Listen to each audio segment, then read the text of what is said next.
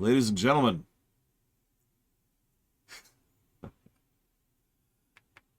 I want you to do me a favor. Jump back in time for a minute. It's 2007, okay? And you're like, man, I hate video games. The last year of video games was just terrible. Like, all the crap came out in 2006, right? Like Sonic 06. And we're gonna end that list right there because it's the only game of worth that came out in 06. So then we move on to 2007. Okay, what do we got in 2007? We've got Modern Warfare 1, Halo 3, God of War 2, Team Fortress 2, Metroid Prime 3.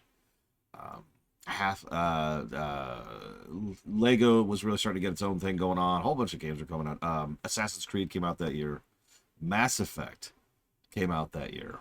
Witcher 1 came out that year. Uncharted 1 came out that year. Portal came out that year. Guinevere came out in 2007. Yeah, no problem, Blair. I just noticed it was the other thing when I was doing this morning, and I'm like, hold on a second. Something ain't right here. Zelda block. Evil block. And Starfield. Thank you very much, Guinevere. Always appreciate those subs. Always. So yeah, 2007, a lot of good games came out. But here's the really funny thing here. Oh yeah, a little-known website called Justin TV came out in 2007 as well, while we're on the subject.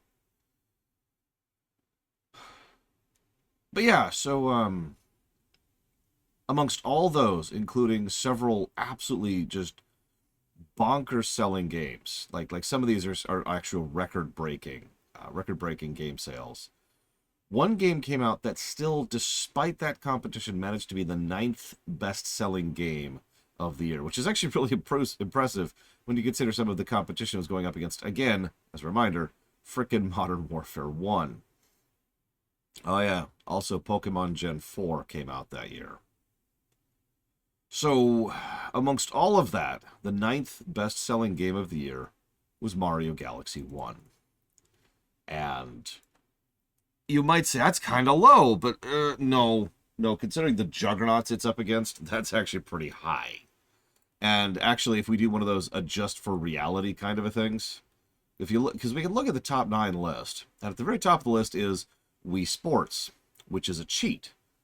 Wii Sports didn't actually sell that well. Wii Sports was bundled with the Wii, and the Wii sold bonkers, so we can just eject that from the list immediately. That also gets rid of the 4th game on the list, which is Wii Play. So we just knock both of those off the list, and that immediately pushes Mario Galaxy up to the 7th. Then before that, we have 2 games which are functionally cheating. We've got FIFA 08 and Pro Evolution Soccer 08, which they have their own issues and they have their own problems, which we won't get into right now. But they also were being sold on a tremendous number of platforms, just like Modern Warfare 1. And so they don't really get the same counting that they otherwise do, which pushes Mario Galaxy even further up the list, which would make the overall list, if we adjust this for reality, the best-selling game of the year being Pokemon Gen 4, then Halo 3, then Modern Warfare 1, and then Mario Galaxy. And that's not an unimpressive list. Oh, also, the one right after that would be Mario Party 8. Anyways, hell of a year for gaming. We've actually played this exact version of this game before, but unfortunately it was before the Oblivion line. Not too far before, but it was definitely before. And it was using different systems, so here we are. Bit of an audit run of Galaxy 1 and 2. Please.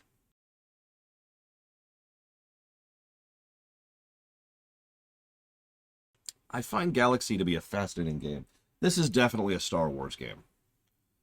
While Mario 64 was pretty much every single talented person at Nintendo coming together to make Mario 64, and Mario Sunshine was a colossal screw-up at every level of the development process, Galaxy was just, nobody thought Galaxy was going to work. It was actually in development for the GameCube, and that's how long Galaxy was in production, by the way. In fact, it was in production so long, they hadn't started development of the Wii when they had already started development of Mario Galaxy. And they kept thinking, oh, we want to go with these different things. We want to go in these different directions, blah, blah, blah, blah, blah. And we really just want to make things happen, but nobody thought it was going to work. They had this brand new physics engine, which they made literally just for fun, and as a bit of a tech demo for what the GameCube could do. And they were like, let's screw with it. And so they screwed with it. And lots of different people involved in the development team, and I mean lots, like a lot of people had their fingers in this pot, including Miyamoto, but also Koizumi and Iwata was involved in this. Like a lot, pretty much, if I name someone at Nintendo you're familiar with, they were involved in the development of this game. And there were several big hurdles. The first one was the aforementioned physics engine. But once they got that locked down, they were like, well, we've got this great physics engine, but we don't really have anything to use it with. It's just not going to work for something like Sunshine or 64.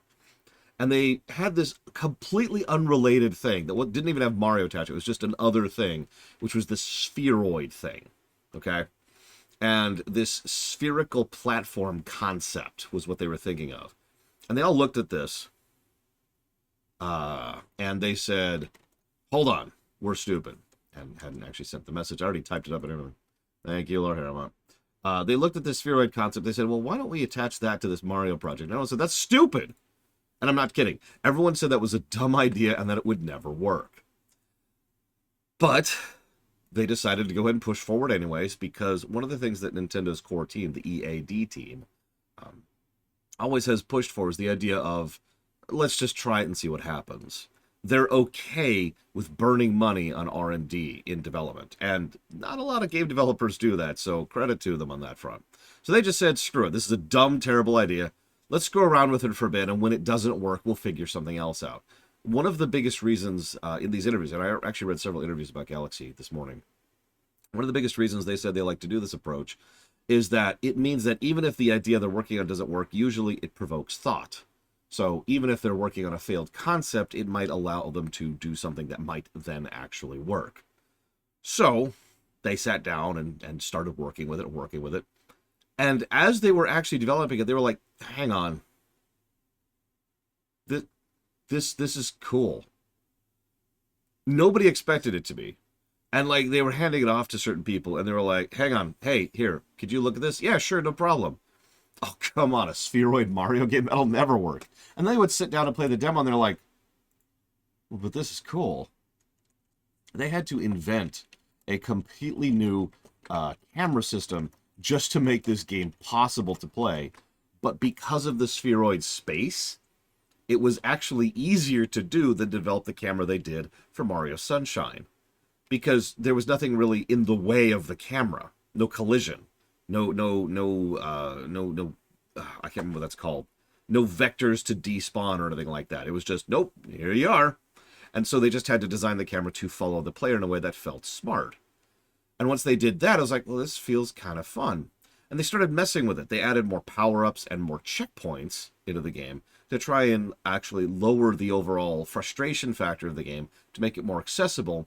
But then that allowed them to then mess with the levels themselves to make them harder, to try and appeal to people who wanted more of a challenge in the game. And they just kind of started going in this weird direction with it, which ended up working. My favorite anecdote about this, it's actually one of the most common anecdotes about Mario Galaxy in general, is a gentleman named Mahito Yokota, which I'm probably pronouncing wrong, is the person who composed the music for this game and for Galaxy 2. You may know him as the composer for this game and for Galaxy 2. It's pretty much the only stuff he's ever really worked on. Like, he's done a couple of other Nintendo things, like Treasure Tracker and some individual songs and other Mario titles, but no, he's known for Galaxy 1 and Galaxy 2. He was brought in to do these things. Kondo wasn't 100% out of the company, but he was kind of like just supervising music at this point.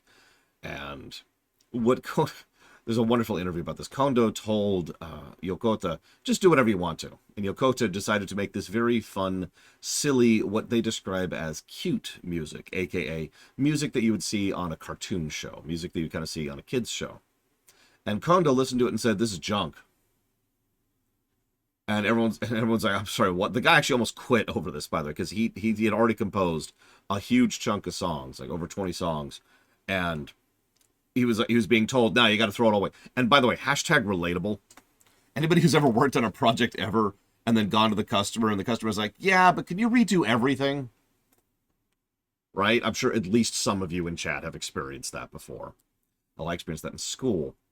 Anyway, so he almost quit over that, but Kondo's like, hang on, don't quit, don't quit. Let's talk about attitude. Let's talk about atmosphere. Let's talk about tone. Because you're trying to make this for kids, but Mario isn't for kids. It's for everybody. And that resonated with me in a weird way, because I agree with that. You know, mainline Mario games are kind of unique in that their target audience is everybody. Regardless of age range, regardless of gender, regardless of role or position or financial status, Mario games are designed to be, at their fundamental core, fun and appeal to all audiences. And that's harder to do than that sounds. It probably should act, maybe not all, but like most, but just that's actually kind of bonkers to think about. So Kondo gave him the same mentality. Like, look, you can't just make this a kid's game. You have to make this a game. You have to make the music fit the gameplay. And so Yokota took this to heart and did two things that were considered bonkers at the time. First and foremost, he dragged out he designed the music to follow the beat of your footsteps as if you're running the whole time. They literally had a metronome in the orchestra when they were doing some of the initial run-throughs to make sure that the tempo was being kept to where it should be in order to match the player's gameplay and movements. And if you've ever played Galaxy, that's probably prompting a, oh yeah, because it does, doesn't it? It's not perfect, obviously, because you can do all kinds of stuff with the gameplay. But if you're ever just moving around, you'll notice that the beat, the tempo, is pretty much designed to match your movements. But second of all, I already gave this away, they did an orchestra. They wanted to have a completely different style to the sound. Now, that wasn't the original idea. Originally, they did the same thing they always do, which is to go to pull digital samples and to go ahead and have certain aspects of sampling and modding. Modding is correct. Tracker music instead of MIDI music or MP3 music or whatever else. And that just didn't work. They kept struggling with it and struggling with it. No matter what they came out with, it just didn't sound right. And so Yokota was like, screw it. I have access to all the resources of Nintendo, right? And he was told, yes. And so he said, okay, I want to pull this into an orchestra. I want to hear this with real instruments. And everyone was like, that's insane. and no, this is actually recorded. I actually have it written down somewhere, the specific orchestra that did this. Blah, blah, blah, blah, blah. Of course, it doesn't have it listed here. I was just looking at this. I'm sorry, give me a second. It is a real orchestra. It's real people playing real instruments live. Now, there is a layer on top of that, which I'll talk about in a second, which is kind of brilliant the way they did this. Of course, I can't find it now. I blame you for this, Hazardous. This is all your fault.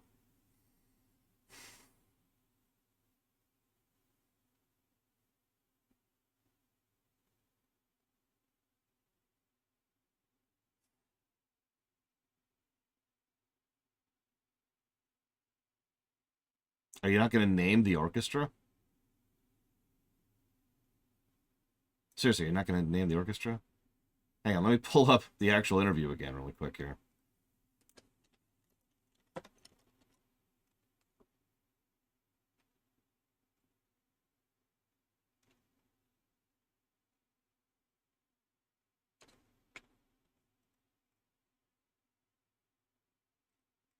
They're not going to name the orchestra. Oh my god.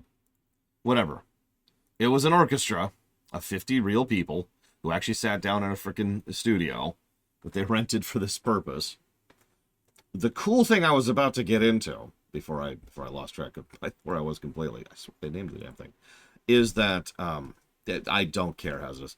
The cool thing is that what they did was what they had everyone play through the music, and then they had a couple of other people who were essentially off to the side playing what could only be called another version of the song.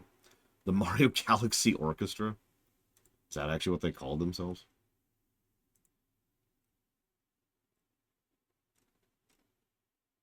And there's actually a video footage of it. Holy crap.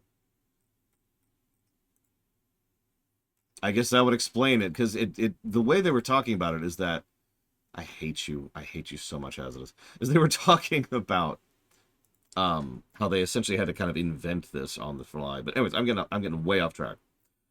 They had separate people recording the Yoshi drums. I'm just going to summarize. Mario Galaxy 1 has several aspects of Yoshi drums. And so several songs, and I can attest to this because I've actually worked with Mario Galaxy music myself. Several songs have layers to them. And funnily enough, this isn't the beginnings of Yoshi drums for Nintendo, but this might as well be the beginnings of Yoshi drums for Nintendo. Because while they would do Yoshi drums and have done Yoshi drums all the way back to Mario World, which predates this game by over a decade, this started a trend. Because usually Yoshi drums were used as just kind of a fun little thing to indicate a different mode, like being on Yoshi, or being above the water or below the water in Mario 64. But from this point onwards, from this game onwards, they would use one song which has different variances depending on which point or stage you're at in a development. This would then seep over into the Zelda series. This is in Mario Galaxy 2. This is in Mario Odyssey. Yeah, like kind of a renaissance or reinvention of the Yoshi drums concept, because they started really running with the Yoshi drums concept here, no pun intended, and really using it. And it's funny how many entirely huge songs have multiple different versions. The most obvious example of this is Mario Odyssey, which doesn't do this the same way. But in Mario Odyssey, there is an 8-bit version of every song alongside a fully fleshed out version of every song, and the two play functionally side by side, and other stuff like that, right? It's really cool the way they did it, too. But anyways, like I said, they had another group of people recording that part of it, so then they could just kind of digitally, because each mic was separate, so they could just kind of digitally compose it, that is to say, combine it wherever it needed to be. Anyways, I've spent way too much time talking about the music here. So the point here being, nobody thought orchestral music would work. Nobody thought the spheroid platforming would work. Nobody thought that this was actually going to be able to run on the GameCube. And then when they pushed up to the Wii, nobody thought it would be ready in time for the Wii. Like everybody at every level of every line of development thought this wasn't going to work. When it finally came out, Galaxy kind of smashed everyone in the face. It isn't exactly the best-selling game, of course, because there's other games. 2007 was a hell of a year, after all. But Mario Galaxy has had a... I just said that, Mr. Ed. Mario Galaxy has had a hell of an impact on gaming in general, and Nintendo in specific. Because from Galaxy onwards, the development teams and how they develop their games fundamentally changed, and has actually never returned back to the way things used to be. Probably for the better, because, no offense to the classics, but this is when the 3D Marios actually get good.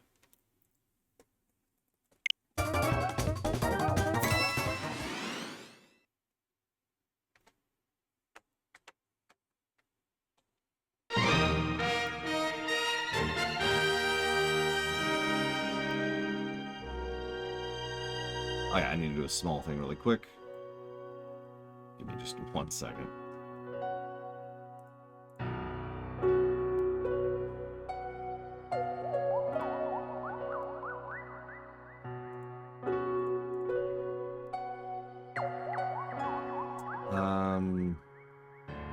How did I do this last night? Because I just did this last night.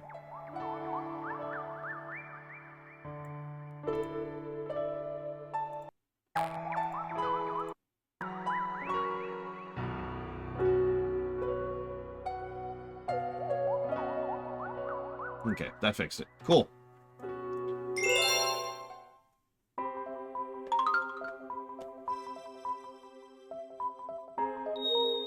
Oh god, I gotta remember how this works. Wow, we got 105 stars last time. This is our last playthrough. September of 2020. Wow. Does the Switch have motion control?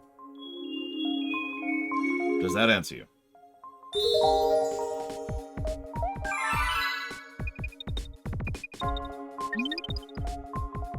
Yeah, I'll go with Peach this time.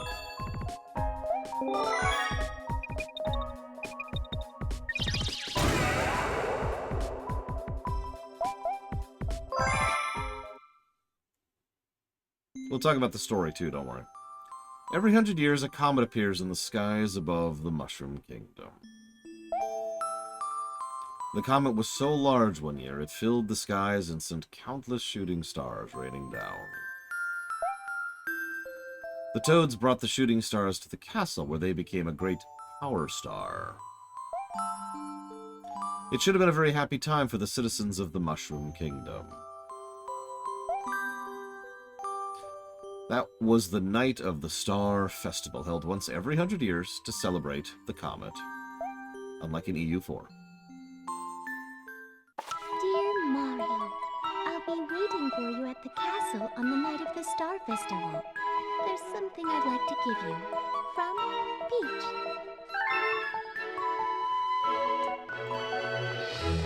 It's sex. She's gonna give him sex.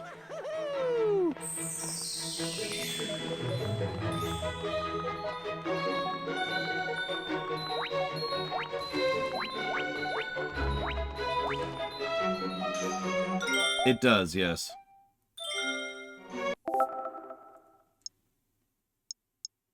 So there's a mode called Co-Star mode.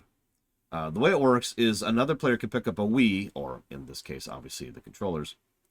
And, look, I'd want to have sex with Peach, too. I'm totally cool with it. Have you seen those hips? The way it works... The way it works is another player could sit there and have a cursor, regardless of what's going on the screen, and could interact with things. They could hold enemies, they could throw bits, they could grab certain items, they could interact with the backgrounds, stuff like that, right? And this isn't full co-op, and so to be totally honest, I'm not sure if the game even gets credit for this. We'll have to gauge this as we go. But what it is a method they were trying to design to add co-op to Mario. Remember, this was a very experimental game. The music, the spheroid, the physics-based, even the nature of how they do the levels and how they unlock the levels, which is something I'll talk about in a second, was all very, very new at this point. And the co-op method that they came up with was another one of those experiments. They were like, so we want to make it so that more people who don't actually want to play can nevertheless get involved in the play. In other words, they're trying to solve a weird question. What do you do when you have someone else you want to play with, but who doesn't actually want to play the game? Daylight savings time, Magister. So that was the goal. That was the approach with that. And they came up with this other controller mode specifically for that. Personally, I could see that as being a single positive for co-op. In other words, like, co-op exists and it's there and it's worthy of acknowledgement. I can attest to having played this game all the way through 100% with that co-op mode. Me and Gary did it. It's not too shabby, actually, and a decent amount of work was put into it, but it's not what we would call full co-op, hence just one positive.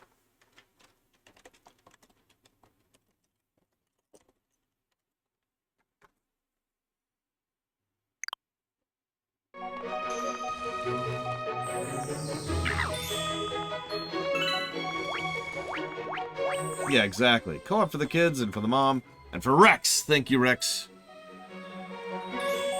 Very, very, very much. For 2 years of support.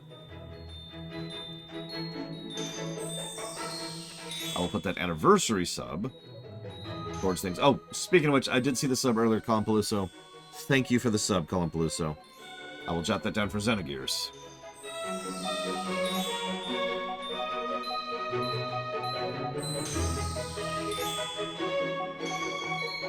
Axiom Verge, The Messenger, Mother 3.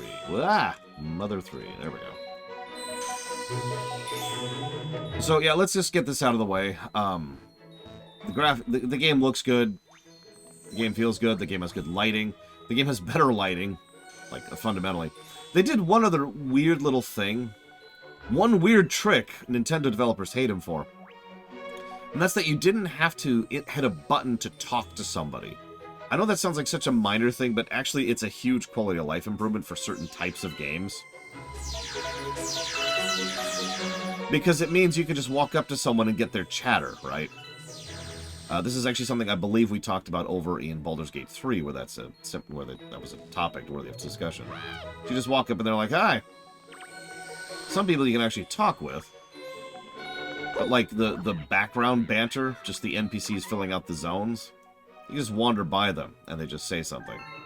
These people are the actual tutorials. The people you can actually talk to.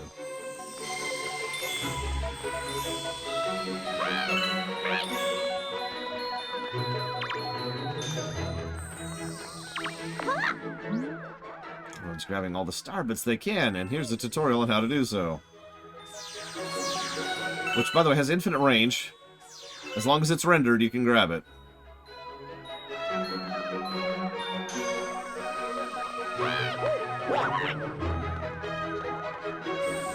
Yeah, a surprising amount of effort into an area which is just here for the intro.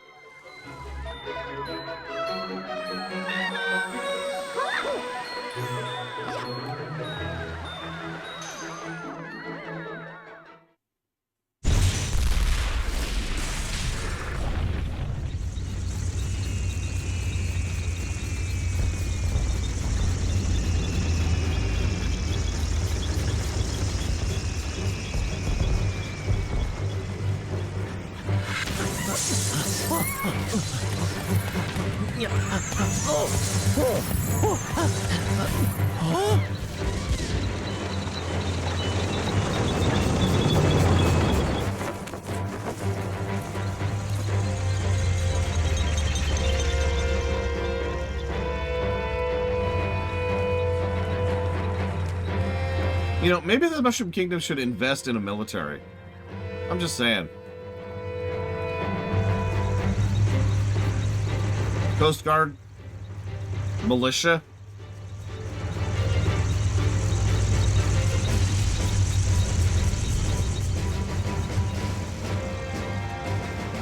Yeah, superhero syndrome. Princess Peach, you are formally invited to the creation of my new galaxy.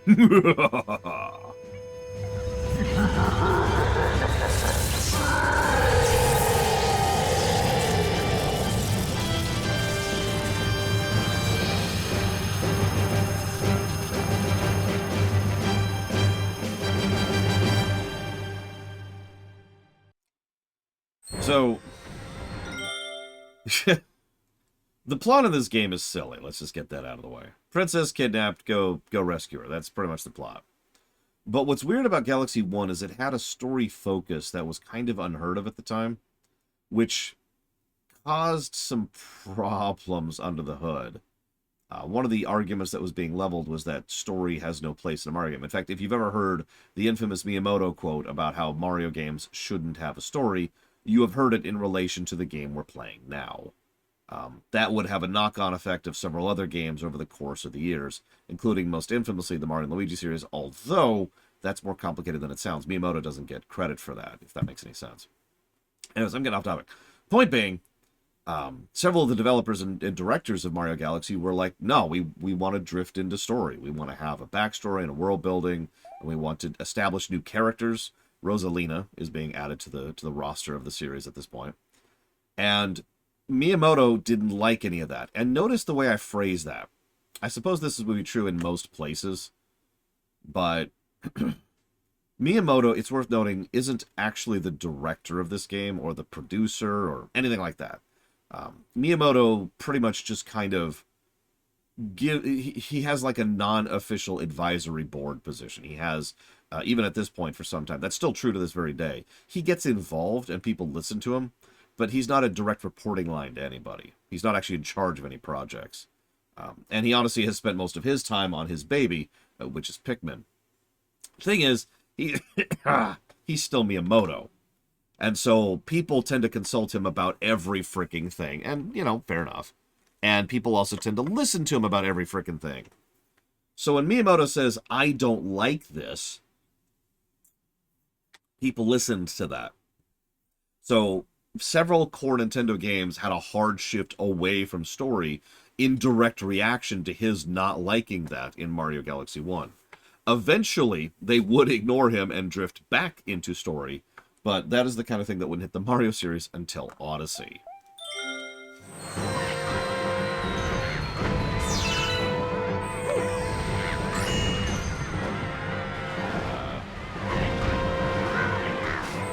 I don't remember when Odyssey came out. Exactly, Wenlock. Exactly. Sorry, getting used to the controls. The controls are actually flipped from previous ones. Yeah, no, Galaxy 2 is objectively a worse game because of that. I mean that with total sincerity. Oh, right, I can't spin yet. That's why it's not working. Okay, that makes sense.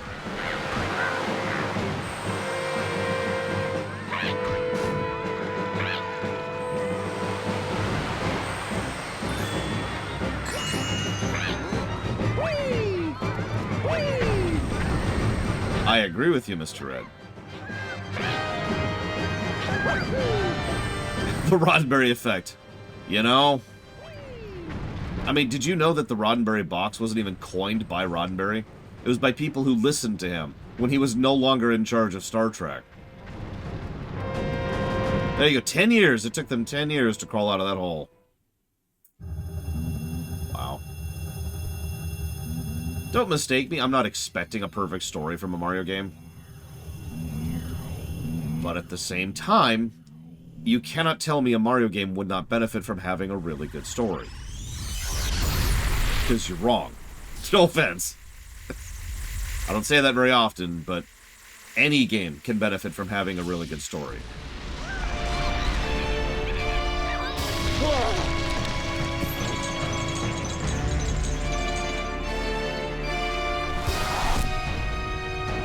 I mean, frankly, we're seeing that right now. Everything about this cutscene, we'll show this when we get to the 2D block. 2D Mario cutscenes are Bowser shows up and goes, "Mwah!" and then kidnaps the princess. We've been here for like 10 minutes. You know, the intro with the storybook, the festival, everyone's celebrating, then the Koopa fleet attacks, and then Bowser makes his speech, and then we run up to the castle, and then Bowser stealing the castle. They're putting effort into the story axis of this game, and I do think it's better for it.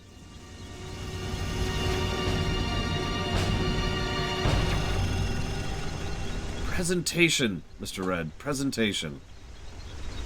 I bang on that point so often.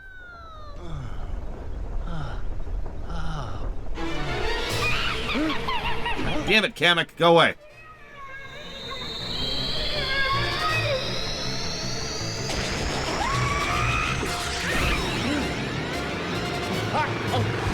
Yeah, exactly, Melco Blade.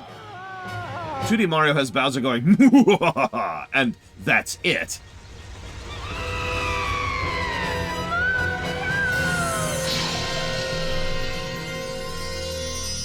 Make a political story for Tetris. Have you seen Tetris the movie? Because there's your answer. No, I'm not joking. There is a real movie about Tetris. It's not about the game, though. It's about the making of the game, which, let's be clear, is a very political story.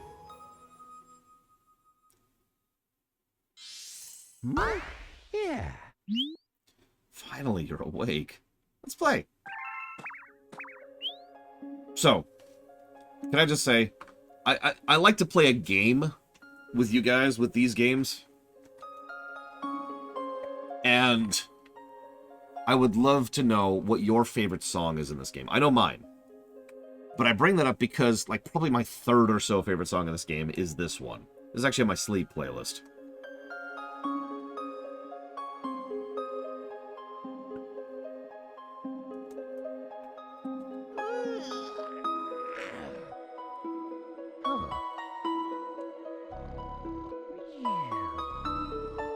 Yeah, this is a game that might get a song positive or two, because this game's soundtrack is fire. Oh yeah, Space Junk's another good one.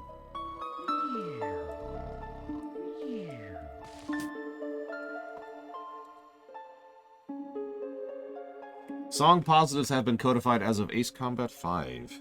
I haven't gone back and retroactively added those to the list yet, but I do have the list of all song positives that will get one.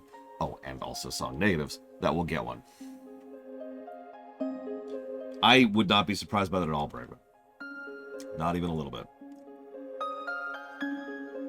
I talked about narrative. Yes, individual songs. One song that, for one reason or another, just abso-frickin-lutely nails it. So, you know, there's a few. Get up. Obviously, FF14 has the most, with like 13 or so. Most games only get like 1 or 2, for obvious reasons. So I'm going to pause for a second, because I'm going to talk for just a moment. I mean, I don't want to talk, but I like gushing. Is that okay? I've had a lot of negativity in my life over the last, like, 7 months or whatever the hell it's been. So is it okay if I just gush for a minute? I talk about the narrative side of things, and obviously a good and engaging plot and fascinating characters and world building are like the 3 big things that people think of when they come to story.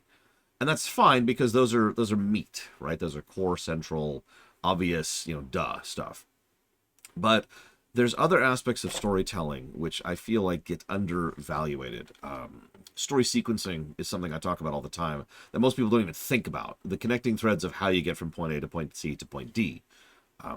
And then there's density, there's filler, there's padding, there's pacing, all kinds of things about how the story goes. So what do we start off with? We start somber. We have the storybook, and a legitimately sad song is playing. That's interesting and makes perfect sense in hindsight, but when you're playing for the first time, you're probably thinking, why is that sad? Why is there such a quiet song playing for something that sounds like such a celebration? Now, this makes sense considering the one who's reading the book. I'm not going to spoil that right now, but you get my point. So that makes perfect sense. That's logical. That's well thought out. Next thing we see is the festival itself, with Peach inviting Mario to go have tons and tons of sex with her. And that then goes into the bright, happy, cheery, like the festival song and the bright lights. And there's star bits just raining down all over the place. And it's bright and happy and fun. And it raises the tone right up, which is then immediately followed through on by the attack, which keeps the tone up. The tone doesn't change. The pacing doesn't change. Instead, it just shifts color, it shifts spectrum from to so now we're under attack. Everything's on fire. Toad's running around screaming. There's doomy music playing. Bowser rips it off the thing. Kamek attacks us and sends us flying. And there's a moment. And then we come to this. Come on, game. And really take this moment in for a second. Because it's not just the music that's peaceful. Really take in the visuals of what you're seeing on the screen for just a second. Think about how much time and effort and care went into crafting this image, the first thing you'd see when you finally get to what is functionally actual gameplay. You've got that kind of like horizon, that aura thing going on right there in the distance, which looks gorgeous, honestly. And then you've got just deep blue stars, peaceful stars, all in the distance. Yeah, very Outer Wilds kind of look. Yeah, you can kind of see like the atmosphere of that a little bit. And then you've got green, good patterning on the grass, by the way.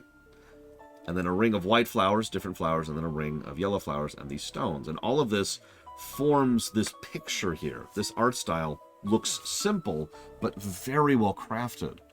And so we have good pacing, because both visually and audibly, this is a moment to allow the player to take a breather.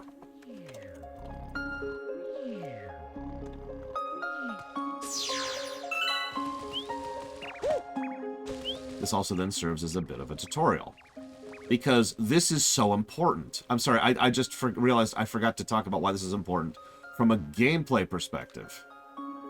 Because this is the first time, probably ever, that you've had a sphere platformer. There's probably something that predates this. I'm sure there is somewhere. But to my knowledge, this is the first sphere platformer.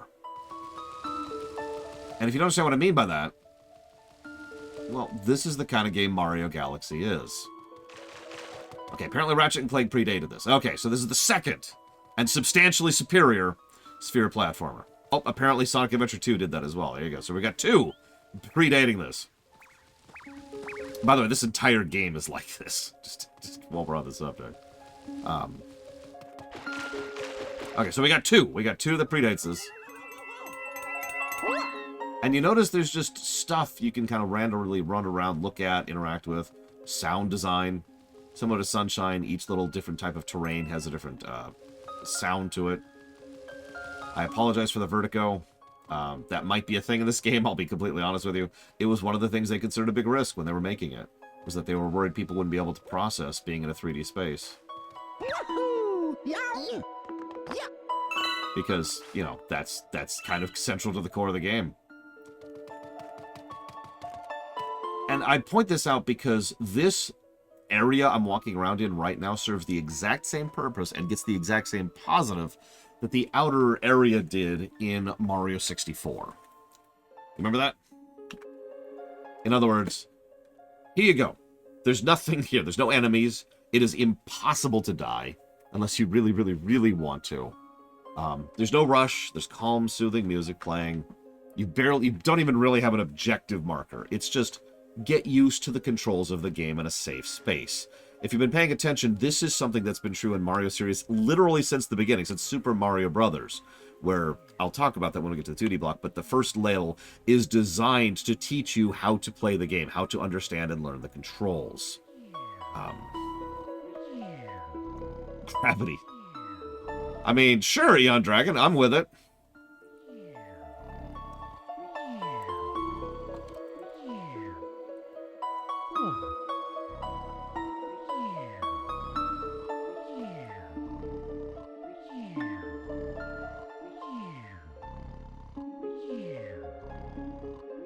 So, I obviously played this game several times, including about 3 years ago. So I kind of know the controls, but this is very, very important for the player to have a moment to actually figure out how to play the game, because it plays differently, and it's hard to really explain unless you've played this. But the nature of how your controls interact with where you're facing kind of varies based on where you're at in relative to the physics. Like here, for example, because this is something you can do in this game, just like this. And you can just play the game like this on several levels, and honestly, in some cases, you have to. Not always, but it is something you can do. So, getting used to that is exactly the purpose of this. You'll notice, by the way, a little trick they use. I mentioned they had to kind of design a new camera. One of the tricks is the camera has a generic sense of, I forget what it's called, plane? A plane line. So there's kind of, even though it doesn't apply to Mario or the world that we're going in, there is kind of a line of up and down that the camera acknowledges and walks through. So instead of the camera just following Mario like this, no matter where you go, the camera stays here and then starts pointing down, right? So the camera still has a concept of up and of down. And that's there to help ease the player into this concept, because if the camera just followed Mario from what because Nintendo EAD playtests the ever-living snot out of their games, players were getting confused when the camera just followed Mario directly. Because, I don't know why, but honestly, probably because most human beings don't really have what it takes to navigate a fully three-dimensional space. Right, that's not what we're programmed for. So they do these little kind of tricks to be like, here you go. We'll kind of give you an edge. It's brilliant the amount of work and thought that was put into just making this game playable. Now, I'm going to stop gushing for 5 seconds. There's also that concept. So there are bottomless pits. In fact, the way this game does its bottomless pits, which are everywhere, usually they're visually labeled by a black hole. But in actual coding terms, there are kill planes all over the place. In fact, it would be more accurate to say there are kill boxes. 3D spaces that have been painted onto the levels, which if you cross into, it's just instant death, right?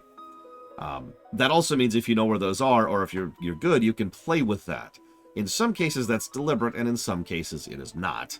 But you could, if you're watching anybody speedrun this game, it's absolutely bonkers.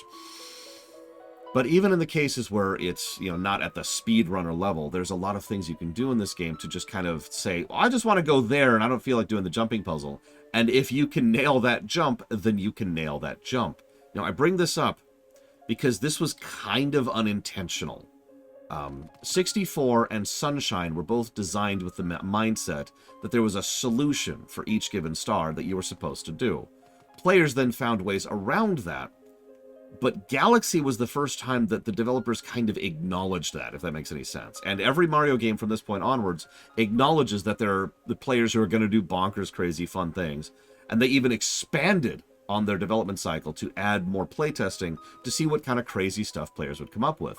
Most infamously, Mario Odyssey actually did have speedrunners pulled in to play the game before the game actually launched, so they could see what kind of cool things they would come up with, and then they added stuff into the game to reward them for that.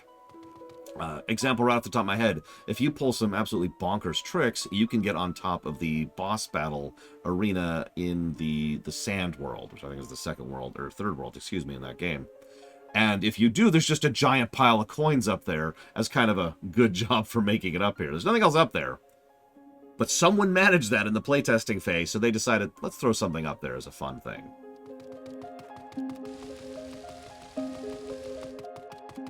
I know. It's weird because the core Nintendo team, for years at this point, has actually been very pro-community. Not with regards to copyright. It's on the corporate side, but I mean with regards to their players. There's been a lot of feedback, a lot of reaching out, a lot of interacting with the convention scene, a lot of interacting with the speedrunning scene. I think I've actually shown off camera, and I have the book somewhere in one of those boxes over there. Exactly, Act. There's a book that Nintendo pushed out, which is basically, here's a history of speedrunning Nintendo games that Nintendo published. Anyways, I'm going to stop gushing for a second, if that's cool. If that is cool. Let's go and advance the plot a little bit. We've had time to figure out how to get used to the controls. Let's play hide and seek. If you can catch all of us, we'll tell you about where you are. Oh yeah, so obviously bunnies are a little bit of a callback to Mario 64. By the way, notice how there's another line, another instrument added to the music. I might as well just jot down the Yoshi drums right frickin' now. In fact, I should probably jot it down twice. Like, this and Devil May Cry 5 are the two games I think of when I think of really nailing it for Yoshi drums.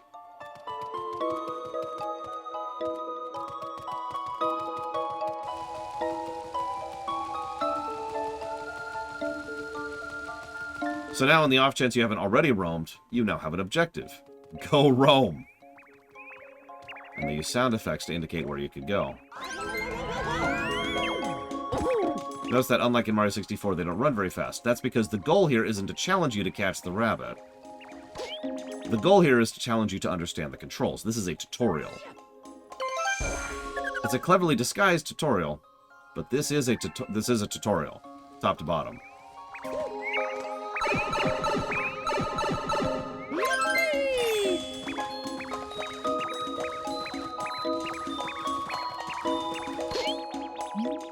Oh yeah, I should mention that the Coyote Time programming really started to go nuts in this game.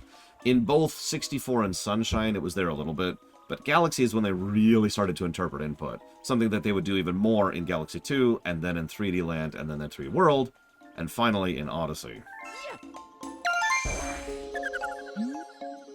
Should have hidden in the grass. Notice each one of them gives a hint, too, as to where the other one might be. So you have an idea of where to search. Coyote Time is a generic term. So Coyote Time is a specific concept in game development. It refers to how much time you have after you've fallen off of a ledge when you could still put inputs into the game. Because, I've talked about this before, if a game is programmed correctly, if that makes any sense, then it plays very badly. Yeah, so named after Wile E. Coyote. But if a game is programmed technically accurately, it plays poorly. It doesn't function correctly, and players tend to get frustrated and irritated with it. In fact, they would usually call it jank, because they're trying to do something, and they're working off of limited information, whereas the program is working off of perfect information. So there's like a disconnect, right, between the two. Most older games don't do Coyote Time. It's actually a more recent invention. I say older games. I shouldn't say that way. There is a category of games that don't really do Coyote Time. But, yeah, there's also input delay, which is a huge factor in this kind of a thing. But there's all sorts of things like ledge grabbing, or whether or not you bonk into a platform, or whether or not you slide under it. There's essentially an entire interpretive layer, like in between your input up here and what actually happens on screen. And this interpretive layer has been developing more and more over the years. And this interpretive layer is not an inherently good thing, I should probably mention. This has to be very well designed. If you want to see a game that does this interpretive layer badly, play Assassin's Creed sometime. Pretty much every Assassin's Creed game screws up this layer. How many times have you played an Assassin's Creed game and you're like, all right, you do an input, and the game says, oh, so you want to do this? And you do the wrong thing, and you're like, no, why are you doing that? You know, that's a semi-common problem in that series, and honestly, there's a lot of games that don't really nail this interpretive layer, because it has to be just as well programmed as anything else. Yeah, exactly. Just jump to this ledge. Yeah! Thud. Death. Or discovery, which is also death. Desynchronization.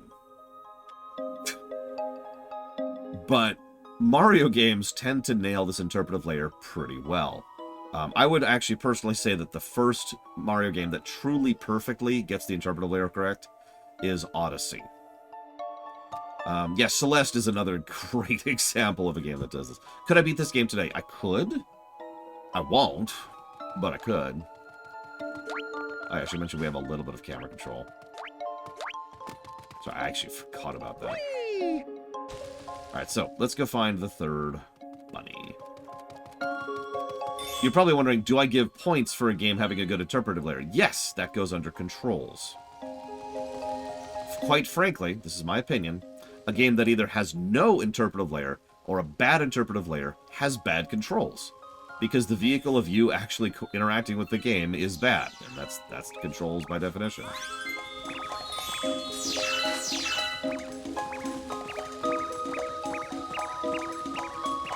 Here's another example of that kind of thing. Look how far away I can clip to this guy. I did it already twice, but now, did you see that? We literally, like, adhesed to him from a good foot away. In several older games, including in Mario 64. You ever wonder why it's so frustrating to capture MIPS? The specific reason is because you have to actually intersect the center of your model with the center of his model in order to actually qualify as a capture. Here, we just have to get close enough, and be pointing towards him, and be going the right speed, hence interpretive layer.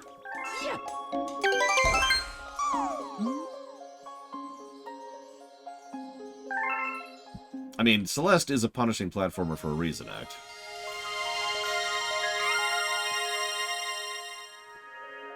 But if you mean the truly advanced stuff, like the stuff you see in the C-Deck stuff, I mean, that's bonkers. Sorry about bringing you here so suddenly. We should probably tell you where you are. There's a connection here to deep space, far from your lands. We call it the Gateway to the Starry Sky.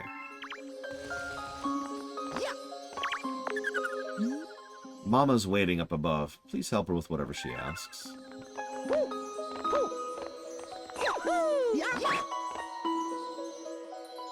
So this is the introduction of Rosalina, the best female character in the series, to the series.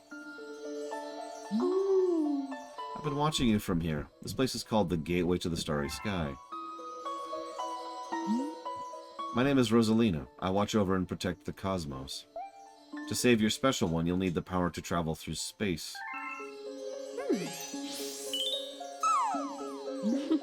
Luma can give you this power. I will entrust you with his care. Actually, I want to pause for a moment, and I want you to look at Rosalina. No, not like that. Rosalina is kind of brilliant in how she's designed. I wish that glow wasn't there right now. But she's designed very clearly to inspire, like, Peach, but not. And the more you look at her, the less Peach she is. But at a glance, you just see Princess Peach, right? And I know a lot of players, when they first play this game, they're like, what's up with Peach? And then she says, no, my name's Rosalina. And again, the longer you look at her, the more you can tell that, no, she has a different body type. She has a different general construction of where her hips are, where her how long her legs are. The nature of her hair and how she holds it. The way she holds her body language is completely different. Like, she is actually very fundamentally differently designed, even though she looks like Peach. It's a neat little touch.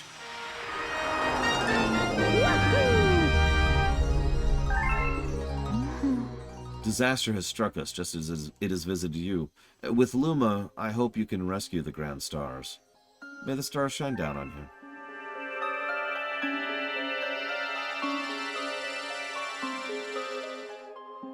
Daisy, Luigi and Daisy's daughter, Shiny Toki.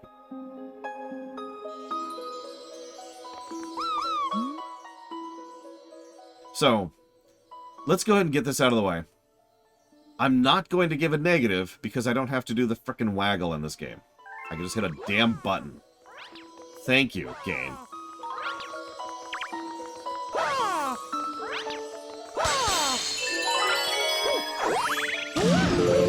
So here's our second vehicle of transportation. Now we've got a stage. Now this is still the intro, but there's the black hole I mentioned earlier. That's our kill plane. We fall into there, we die. Good to see you. I have some bad news though. See, I had a launch star all ready for you, but a meteor smashed it up. You can't leave without it, so find all the star chips to fix it. Oh, and be sure not to fall in the black hole. So this is following through on the collect the silver coins / get the secret spots / silver stars method, which goes all the way back to Mario 64.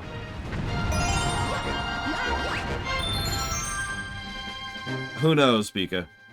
I should probably mention that for as awesome of a character... why? For as awesome as a character as Rosalina is, she only ever really gets characterization in exactly one game. And you're looking at it. She is well characterized here. I think it's one of the reasons she has such staying power amongst the fandom. But this is the only game to really delve into her as a person. I think at least part of the reason for that is because she hasn't really... So, most of the characters only really get characterization in the other games, like the RPG series, for example, or the tennis stuff or the soccer stuff. So Rosalina hasn't really had a chance to delve into those other games that allow her to be fleshed out as an individual. So all she gets is this one game. I am probably, almost assuredly, going to give a plus to character for Rosalina. But unfortunately, remember what I mentioned about Miyamoto being like, story? Well, the RPGs took that lesson to heart just like everything else did for about a decade. So the period in which they would have fleshed Rosalina out by adding her to the RPGs, they didn't. And the RPG's story started just plummeting. Looking at you, Sticker Star. Just, god damn it. It's not even just Sticker Star's thing. Is she in the new RPGs? No, she is not. In fact, actually, if you give me a second, I'll tell you how many games she's in.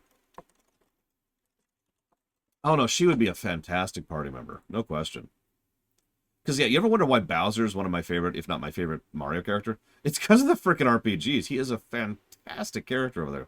Okay, so she's in Galaxy 1 as a character. She's in Galaxy 2, 3D World, Mario Maker, Odyssey, and Mario Maker 2 as a cameo. She's in the Mario Kart series as a playable. And she's in Mario Party series as a playable. And then she's in the recent Mario Golf. She's in Smash. She makes a cameo in Treasure Tracker, a cameo in Puzzle & Dragons, a cameo in Tennis, a cameo in Piper Jam. She's in Minecraft. She's in Mario and Sonic. And, like, I'm going to stop there because that's pretty much it. Sticker Stars is a lamentation game act. Not, and I want to stress this, not a lamentation as an RPG, a lamentation in a vacuum. And then you add on top of that the fact that that game is following the Mario RPG series, which is pretty well beloved for a goddamn reason.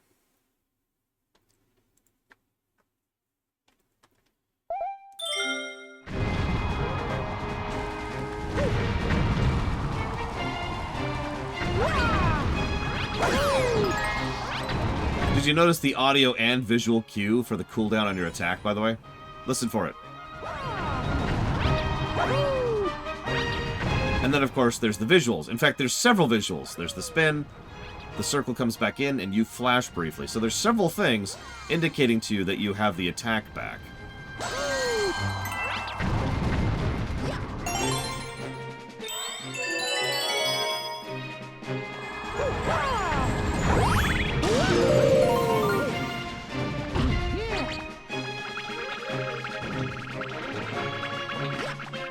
Speaking of which, anybody gonna pick up SMRPG R coming out in like 2 weeks here? Get me out of here! One of those enemies should have the key. You can use these attacks to attack people.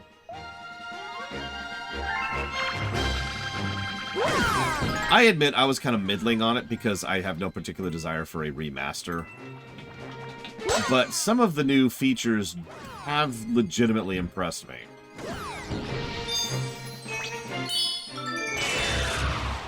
By the way, another little quality of life feature. Almost everything you need to interact with has a shadow. I mean, of course it does. Everything has a shadow in this. But most of them have a really well-defined shadow. Look at how easily you can see Mario's shadow as I'm jumping around here. That's so that players can have one extra little bit of something to pay attention to, just in case they lose themselves on the 3D environment.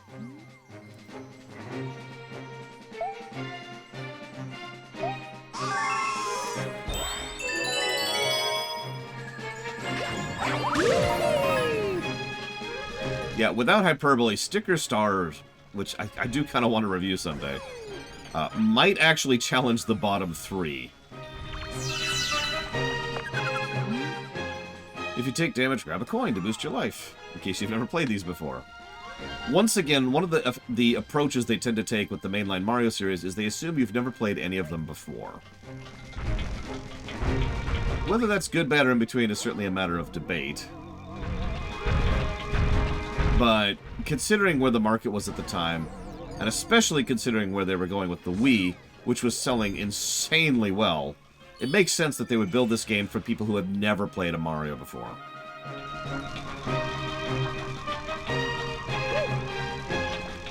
Oh god, Mr. Ed, it might. It legitimately might.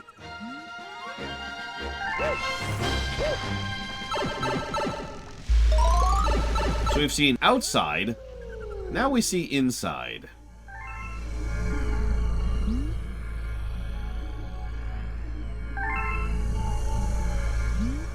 They're using the Grand Star to power that awful machine. It looks like it's making something.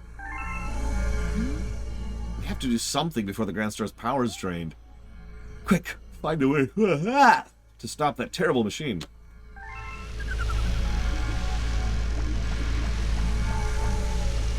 So, really brief aside about Super Mario RPG R. We know the graphics are not just changed up, but fundamentally changed. If you don't know what I mean, I'm trying to think how to explain this in simplicity. Most of Mario RPG, the one on the SNES, everything exists in a void. The overworld map, the actual stages themselves, it's like there's a prop and there's just void behind it. That was done for hardware limitations and style, but there's no more void. Instead of just being a prop, it looks like there's a whole area. And the overworld map, you can just actually see the whole world as you're roaming around it. I know that sounds like a minor thing, but that takes a lot more effort and work than I'd thought. So that's a pretty big improvement to the visuals, even for something that's purely cosmetic.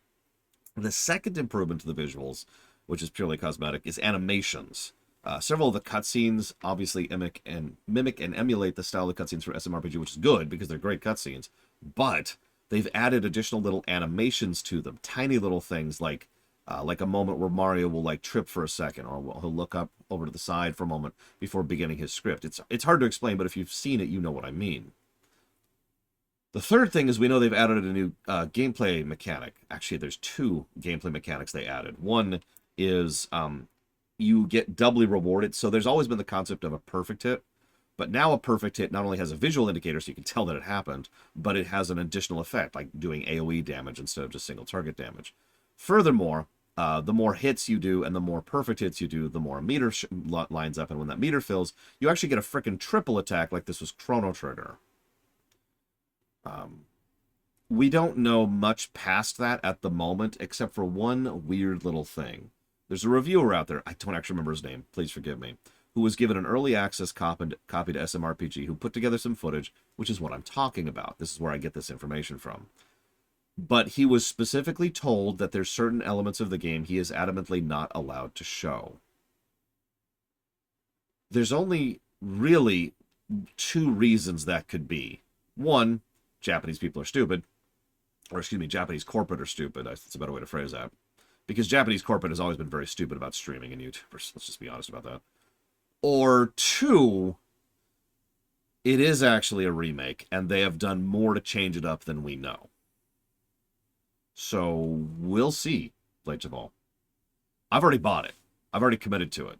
It looks impressive enough to me to, even from what I know right now, qualify as a good remaster. If it pushes up to remake territory, that's awesome. So, We've done, I guess that would be concave. Now we do convex, or the reverse of that. Most people tend to have an easier time. Yes, I know how to do this puzzle, thank you. Of this kind of a thing. Oh, wow, that actually glitched that out. So you notice the camera doesn't do quite as much to help us along on this, because they assume that you're going to be able to handle the interior space. You'll also notice the camera does something that I can't believe how long it took developers to understand. The camera does not have collision for the most part. One of the biggest problems that every game with a camera has ever had is that the camera has collision. And so it'll bump into walls and bump into objects and all that. Now, you're probably thinking, well, that makes sense, Laura. That way it won't go behind the wall. Yes, that is true. That's why they did that originally.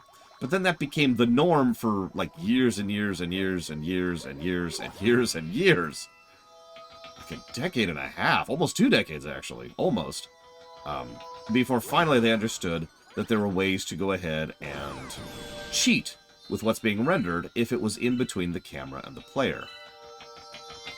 So obviously some stuff is just going to be like that, but then there's other ways, like, and I actually showed it off earlier on accident, some things will just not be rendered when they get to a certain point of being in between the camera and the player, like that.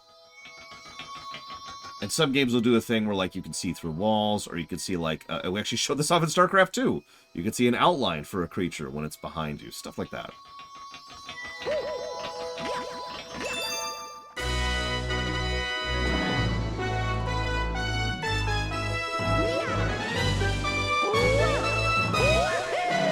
To my knowledge, you need none, as with Mario Odyssey, and all, like, the Switch ones.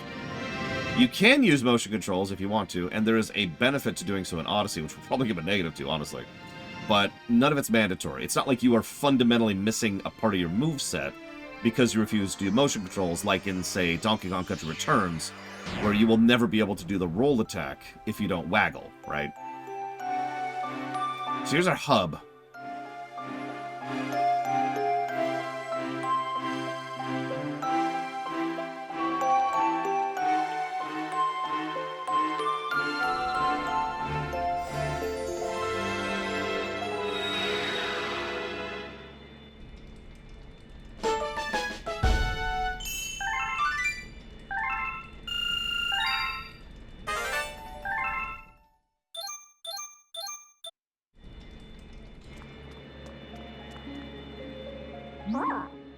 The beacon's lit again. It shines weakly, maybe only as bright as a Class 6 star, but at least the poor Lumas will survive now. Thank you for saving the Grand Star. These star people are my family. They mean so much to me. Also notice her voice actress is a much deeper, more mature voice actress than they usually use for Daisy or for Peach. Peach has your typical high-pitched female voice. Daisy has a typical tomboy voice actress. And Rosalina we'll get to later. But there's this nice deep timbre to the way Rosalina's voice actress sounds. You see, we travel the starry skies. We pass by this area once every 100 years, but we suddenly stopped in front of this planet. A strange force had latched onto our ship, pulling away star bits and our power source, the power stars. Our ship had lost power, so it entered a deep hibernation stage in which it could not move. Correct, Blade Jamal. Those who took your special one picked up the power stars and discovered the power to cross the universe. Please. I have a request. This observatory uses star power to project images of the galaxies that are scattered across space. There is a chance we can use our few remaining stars to look for other power stars. Look. These round rooms are called domes. We observe galaxies from domes such as these. But the only one of these that is working now, powered by Star Star you restored, is the one with the terrace. Please go to the terrace. Try to recover more power stars from the galaxies you can see from there. If we do that, we'll be able to restore the Comet Observatory's ability to fly like a starship. And perhaps we can pursue the thieves who ran off with the power stars.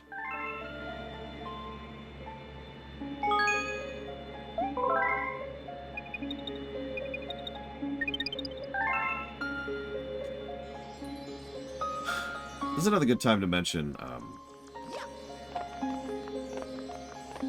the terminology in this game is pretty much an aspect of branding. They call everything galaxies because this is Mario Galaxy, even though, even within the wonky, bizarre, wild, and magical, whimsical realm of Mario, it would be better to call them systems. Most of the galaxies are actually systems with individual planets, which then form the levels. But instead it's galaxies, which have planets, which is kind of a weird jump down. I've actually wondered several times, and I don't actually have information on this matter, if this is a bit of a localization slash Japanese to English kind of a thing. Because, yeah, Super Mario Systems doesn't really sound good, right? But, like, Super Mario Stars, maybe? I don't know. Like, I get why. I'm not going to ding the game for it, but it has always quietly bothered me a little bit that they call everything a frickin' galaxy in this game. Just a little thing.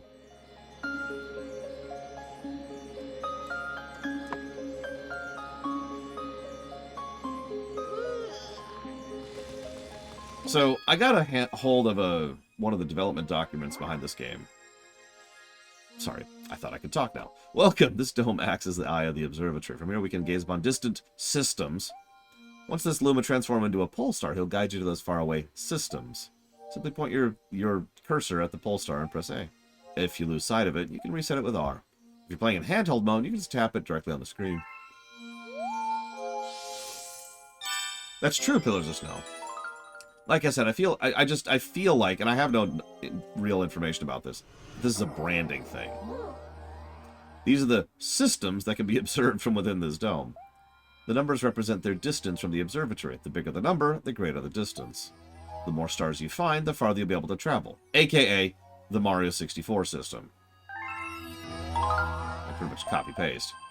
Now, I should probably mention something super quick here. So, I mentioned that design document.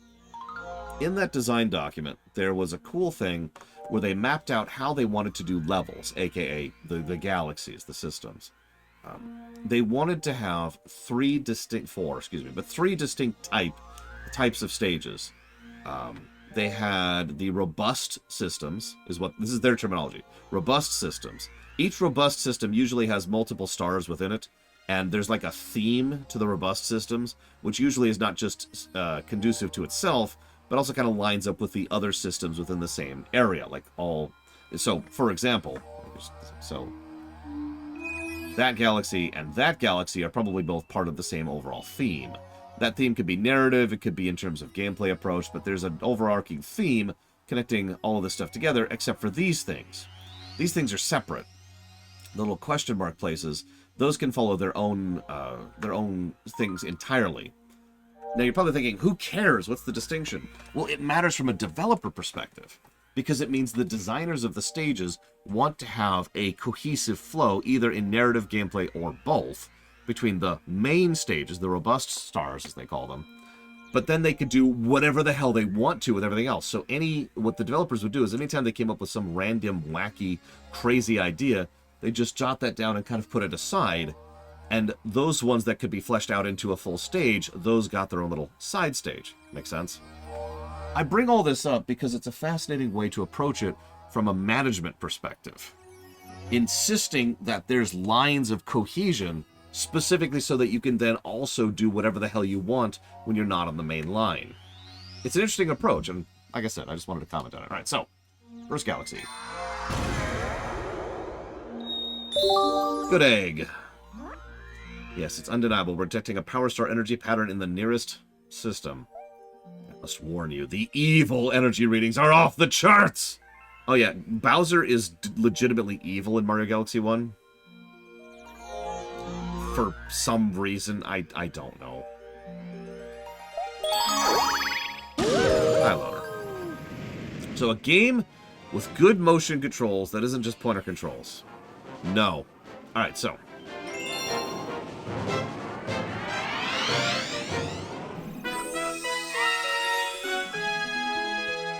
Just like in Mario 64 and in Mario Sunshine, there's the camera pan, and there's the title of the star, which helps indicate what you're doing and why you're doing it. So, plus to gameplay.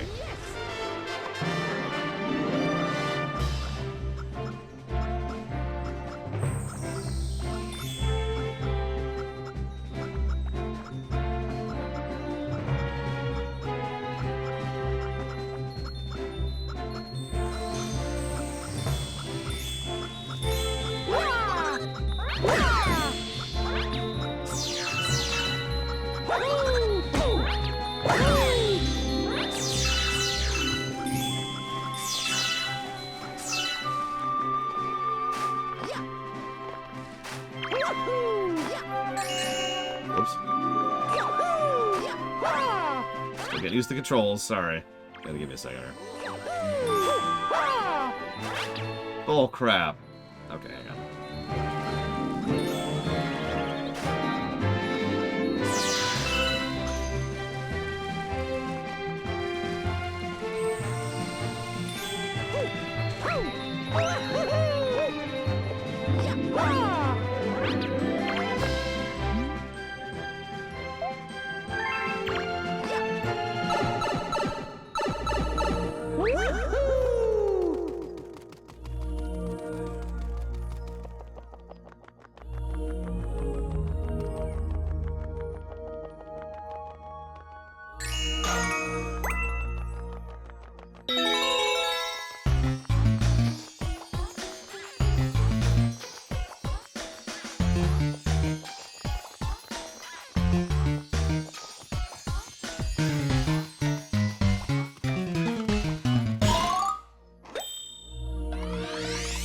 Because why not? Uh oh. No, come back, come back! No! No! My 1-up! My precious 1-up!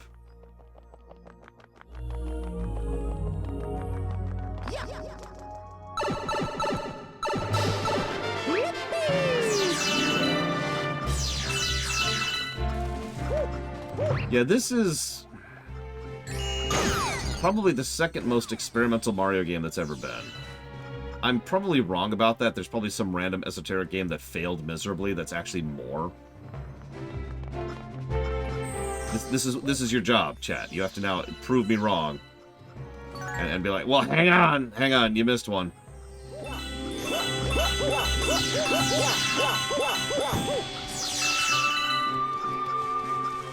I said experimental.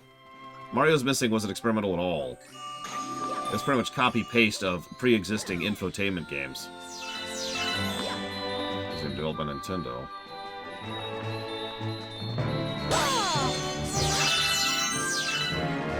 Mario 1. You know what? Actually valid. I don't have a counter-argument for that. So you can kind of see what I mean by the camera having a sense of up and down, which you can play with. You'll also notice this stage is quietly tutorializing something else. Watch this. If I try to jump up this, it acts like a wall, because it's a wall. There's even a staircase over here to visually indicate this is something you have to jump up. But then over here, there's a ramp. Ramps change your physics. And this is a very, very important lesson, which is going to be relevant to a lot of level design. Put simply, any curved surface within reason will function as something that adheres you to its gravity. So if I decide to go walking over this ledge, because it's rounded, I can go around it. Make sense? So that's yet another aspect of in-game tutorialization the game is doing for you. Now, it's actually more complicated than that because it has to do with how they do the gravity planes and blah, blah, blah, blah. But anyways. My friends are ahead. Hurry!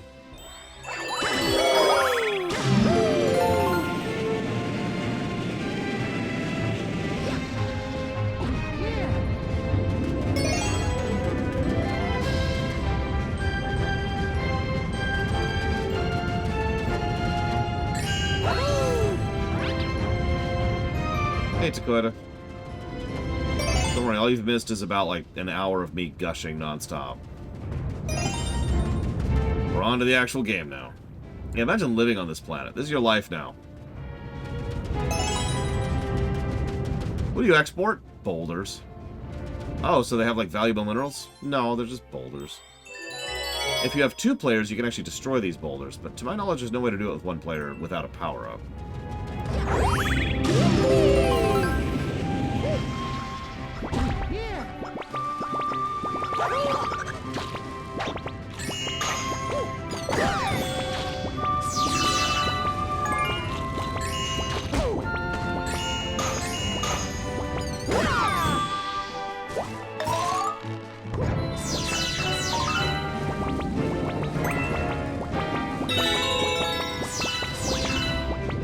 off me.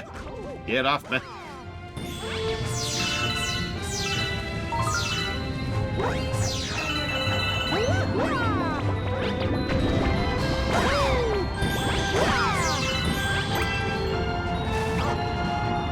And we're dead.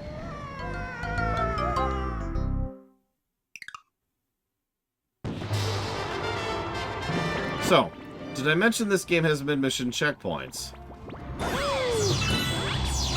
So we don't have to start the stage all over. Where they are varies, but generally it's good. And usually it's something obvious. Like if you go through a jump star or switch planets, that's usually a checkpoint.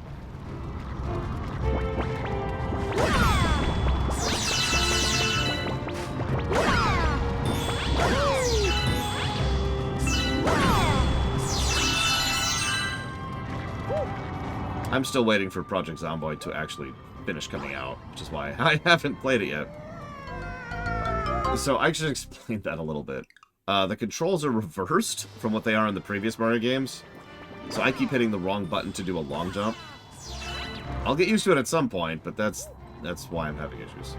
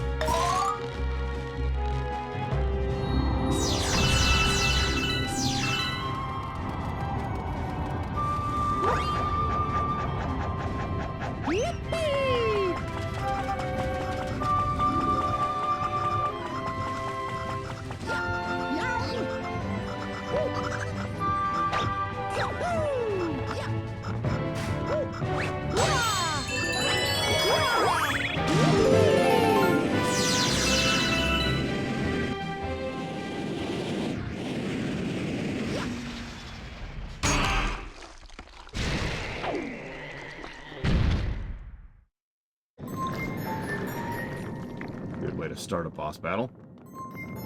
Very quietly. They give us tons of resources which we can grab, which we arguably probably shouldn't. And a boss that barely moves and can barely hit you. A nice, big, obvious thing.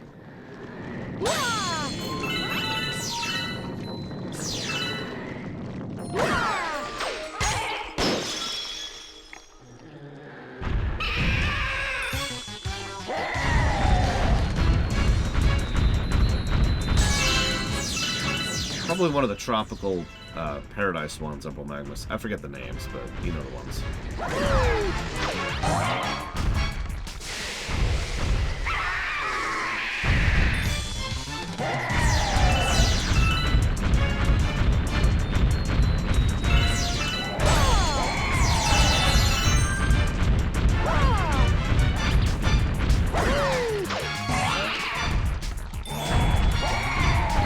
Rule of 3. Probably not obvious, but his attack pattern is actually changing each one, too. As is his speed. Notice he can actually keep away from me for the most part now. So we gotta actually start to cut him off a little bit.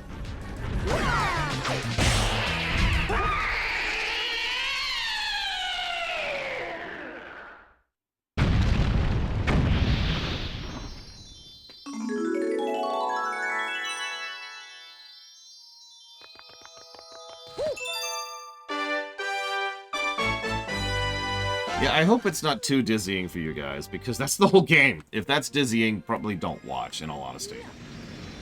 I don't know what to add to that. Oh, yeah.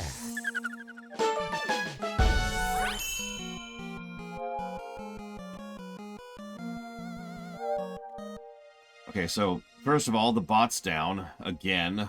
God damn it, bot. Work. For once in your life.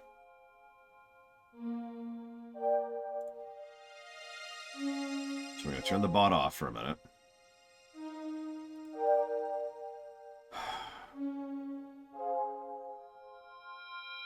Thank you, Venters. Very, very, very much.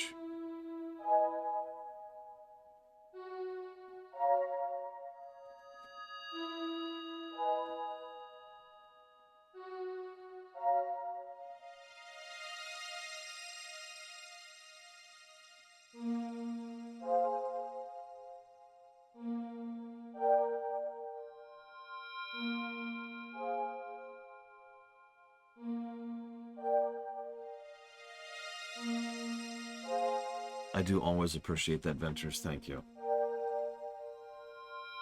Thank you. Yeah, I've noticed several times in a lot of games that it's easier to endure visual disorientation when you are in control of it because there's a connection there, right? Your brain knows you're going down, and so it's kind of accustomed to the fact that you're going down.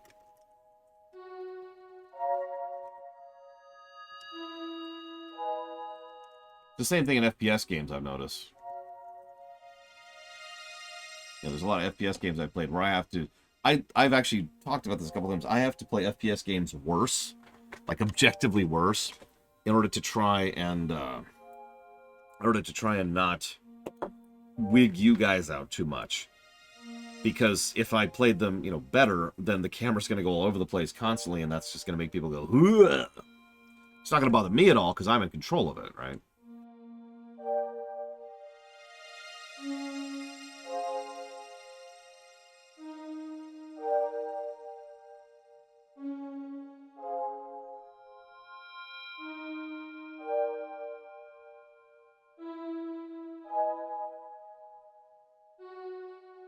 Okay, so.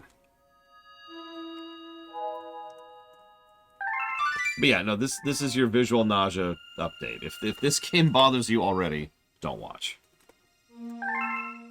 I don't mean that as an unkindness. I mean that as a warning. It's not going to get any better. Now, Mario Galaxy 2 isn't quite as bad, because Mario Galaxy 2 is a little more traditionally 3D, as opposed to spheroid. But this game is all about the spheroid. That's its main gimmick. Those bits are called star bits. To Lumos, they are the most tastiest, most delectable treats imaginable. If you're playing in handheld mode, you can do this. Here's a tutorial. But you have some shoot by hitting this and this. Why don't we try it out? Aim at me and feed me some star bits.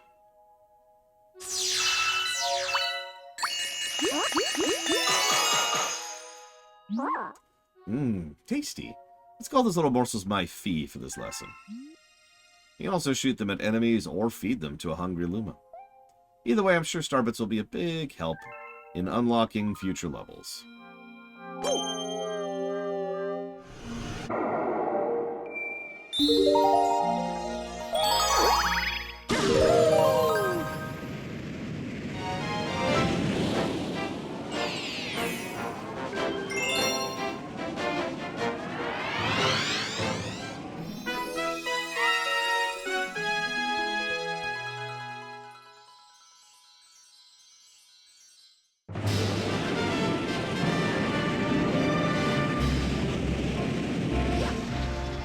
So just like in 64 and Sunshine, each state of a stage is only slightly different. In some cases, it's not different at all, and in some cases, you can get some stars on on multiple states, depending. Also, I should mention, so bits, you do need bits in order to progress through the game. Well, okay, you need bits to do all the content. Might be a better way to phrase that, actually. Yeah, I know. Thank you. Yep, thank you. Okay, so anyways, the bits you get in level obviously stick with you throughout that level, and any bits you have left over at the end of a level get put into your bank. That's what you then use to unlock stuff. You don't need too much, but there is a motivation to collect bits just to access content, ignoring the fact that it's also ammo.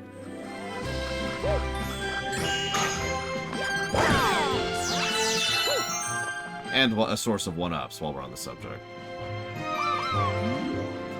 Got a hungry friend up ahead. You don't mind sharing your snacks, do you? Head forward using this and this. If you're in handheld mode, you can do this other thing.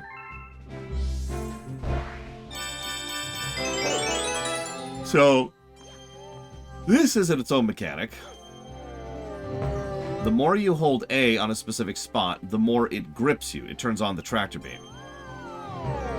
Like this. The range is actually pretty far, as you can see. Also, if you just tap it, it only does the initial tug. which can actually be used strategically, and in fact, you have to do this on some stages.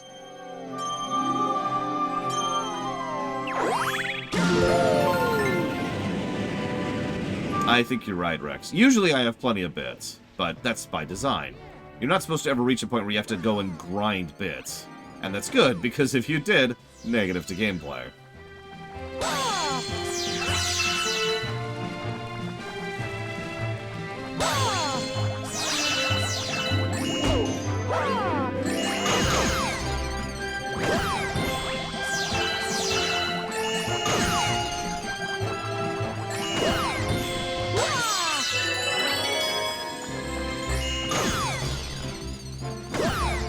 Oh yeah, by the way, almost always when you kick an enemy, it gives you bits. But if you stomp an enemy, it gives you coins.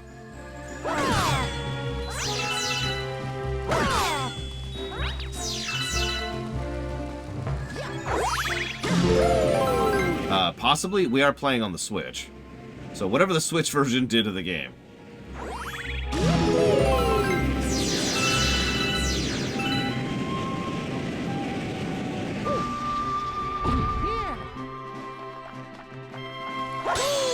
Yeah, at first I thought doing this by myself with, you know, the controller like this would actually be irritating, but it really isn't. It's pretty smooth and intuitive.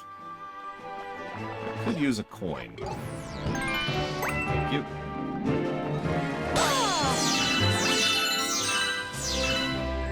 I should jot that down too while we're on the subject.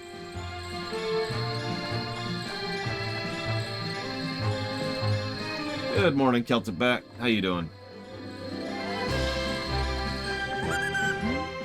Hey, you. Yeah, you. You got any tasty star bits?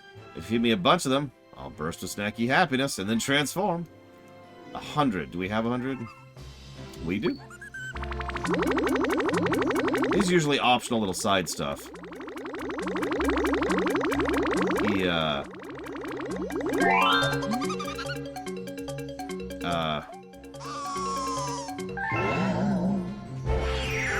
He's fine. He's fine.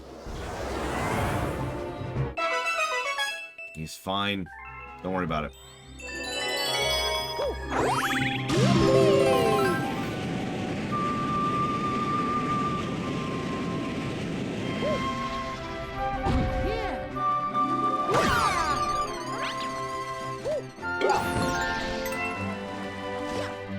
Yeah, I was actually thinking about it. If I had to pick one soundtrack that would be my favorite Mario soundtrack of all time, it wouldn't be this one. But Mario Galaxy 1 might be in the number 2 slot.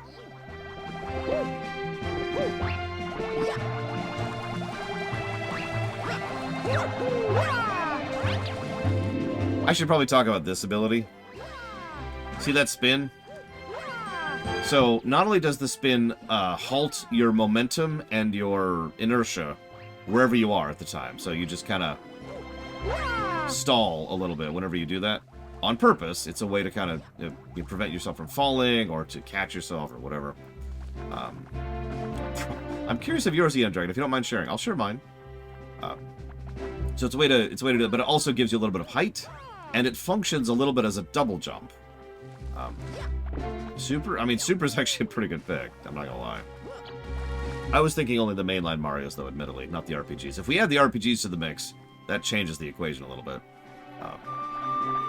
But it's still it's a super valid pick. Personal favorite song from Super, for me, by the way, Final Dungeon song.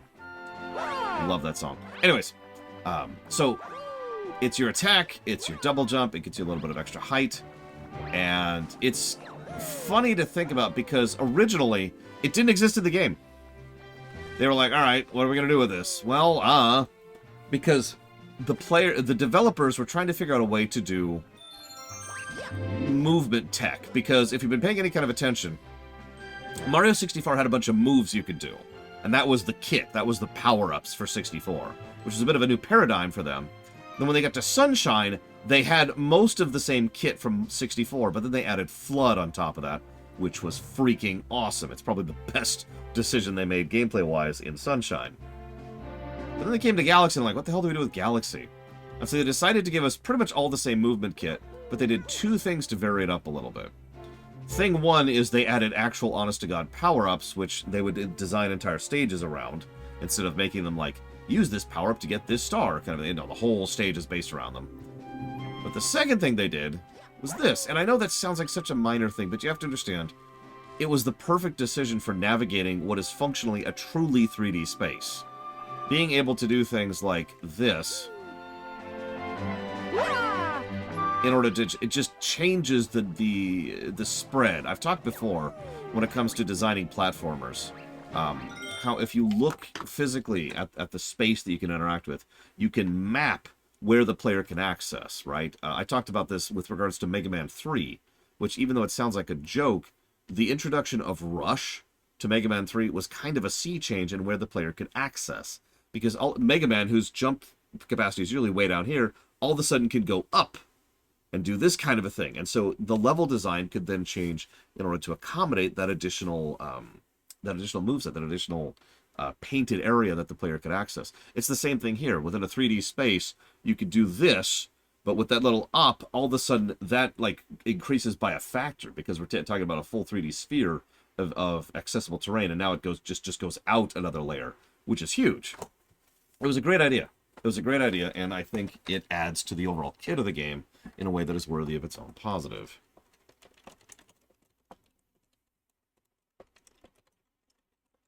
It's one of those simple but brilliant things that Nintendo games tend to nail, you know?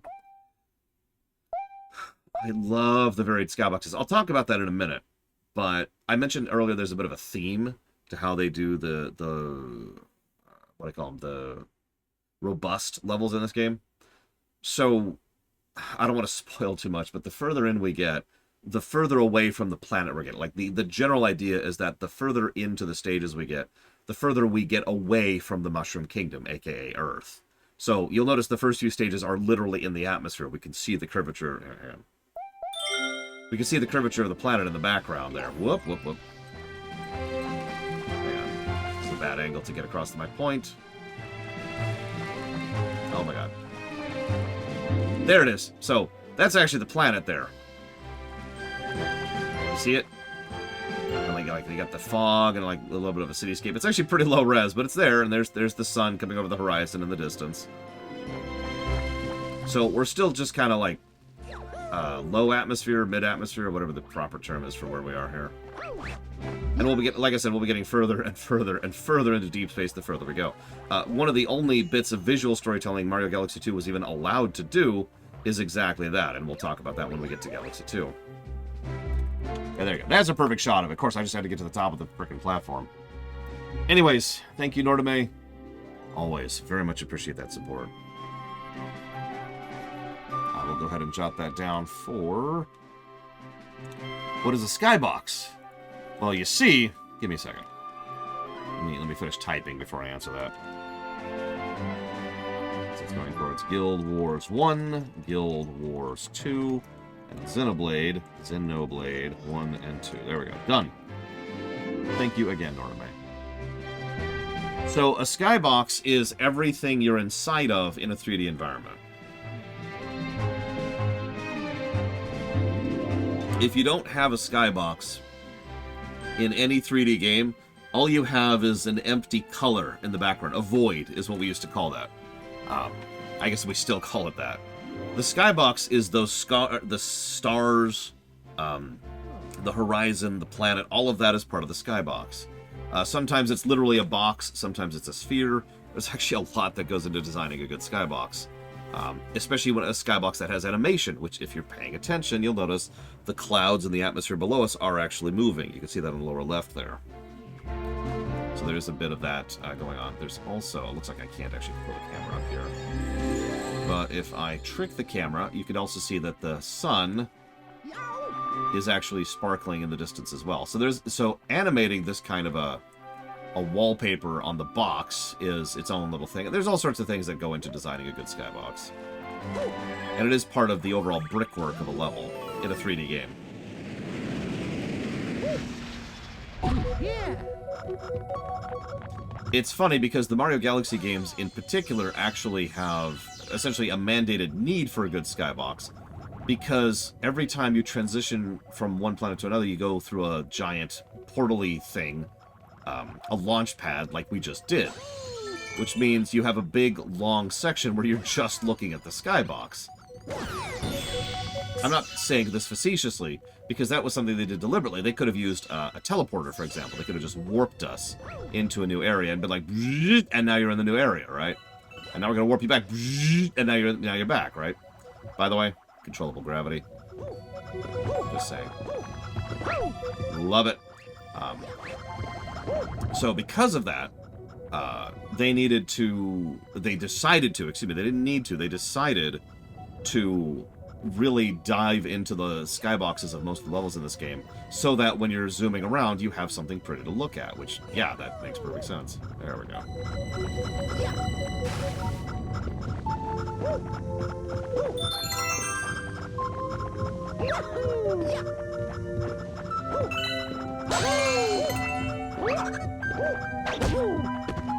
Oh, well, okay. I guess you'll just die, then.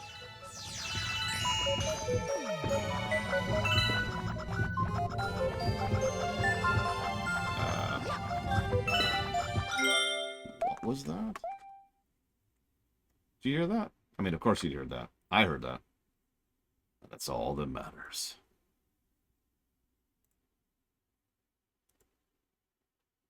No, I was about to say, the thing I was about to point out before I got distracted by the bot going off, was specifically that you cannot shoot through things with the bits. That's a deliberate design decision, of course. Yep, I got a donation from Valerian, but it didn't show up. Wild. I heard it. I didn't see it. So, that's a design decision. It removes your ability to interact with the environment in a certain way when you're going through certain areas, because the capsule, for lack of a better way to put it, will block the bits. God, I love the level design of this game. Mario games just are what they are, you know?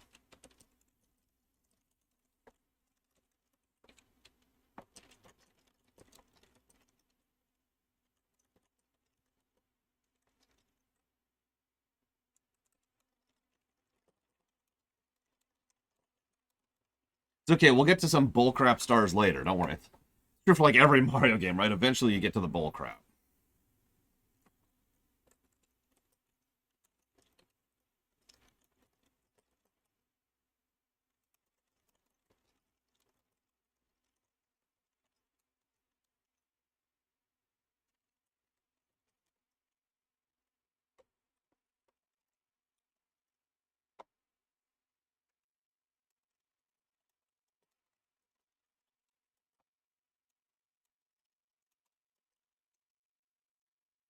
Thank you, Valerian. Make sure see what that was going towards. Dawn Trail Tactics. Let me write that down first. Let me do that first.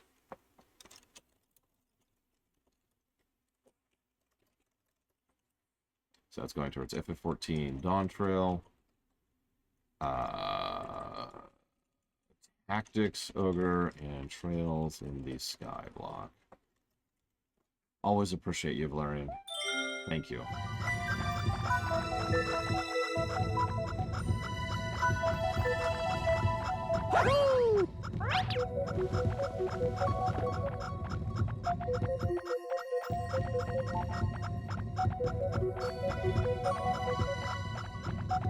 Okay, seriously, where's this enemy so I can kill them?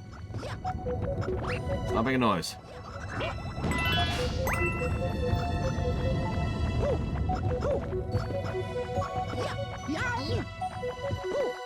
We good? Okay, back to bowing. Thank you, Valerian. Again.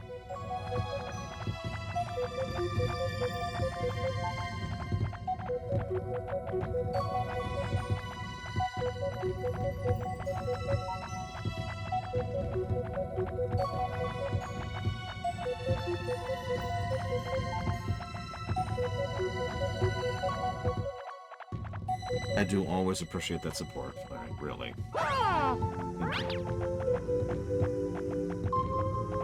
And like I said, I've got it down for whatever you put it towards. Trails in the Sky, FF14 Dawn Trail, and Tactics Ogre, I believe, is the list.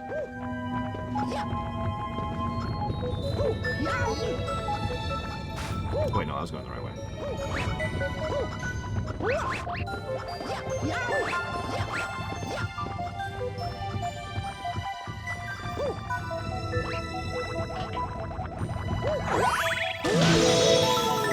Well, we just broke their atmospheric bubble.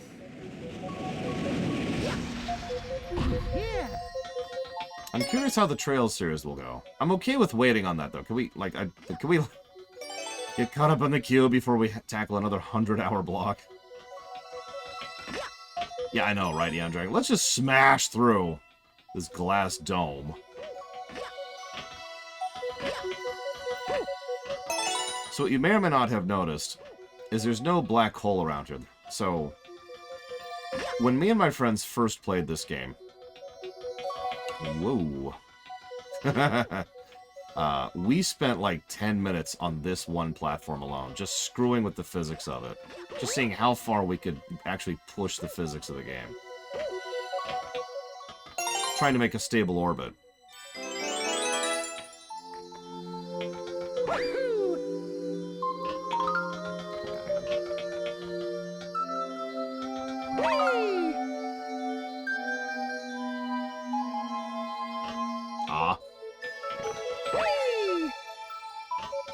Nope, hang on, I'm getting pulled.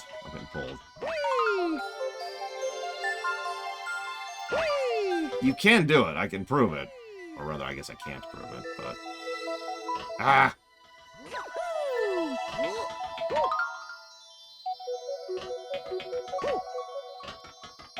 One more try. Whoop. Okay, that completely screwed it up. Whatever, I give up. I swear you can do it.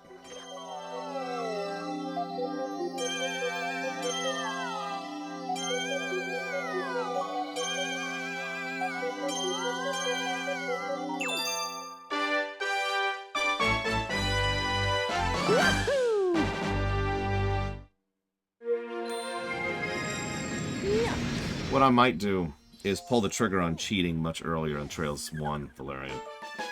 We waited pretty long to pull that trigger last time, and that was a mistake, I think.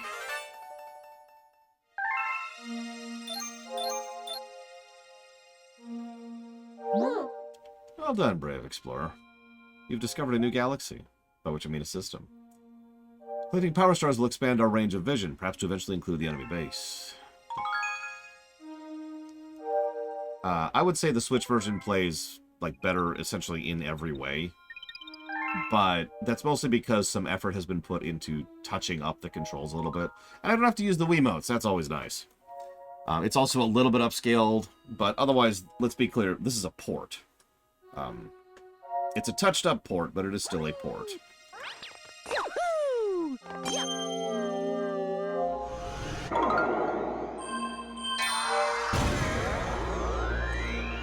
Now, we've still got some stuff here, but I want to show something off really quick.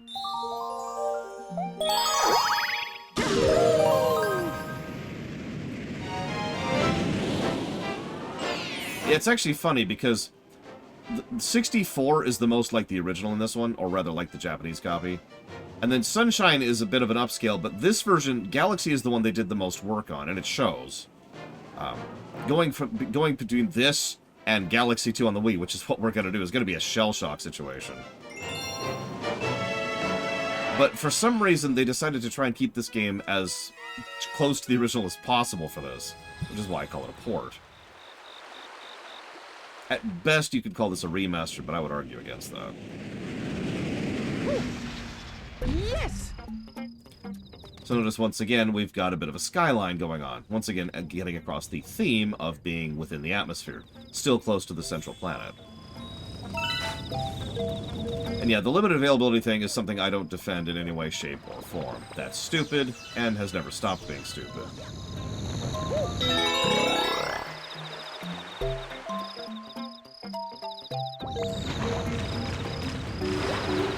So, I mentioned power-ups.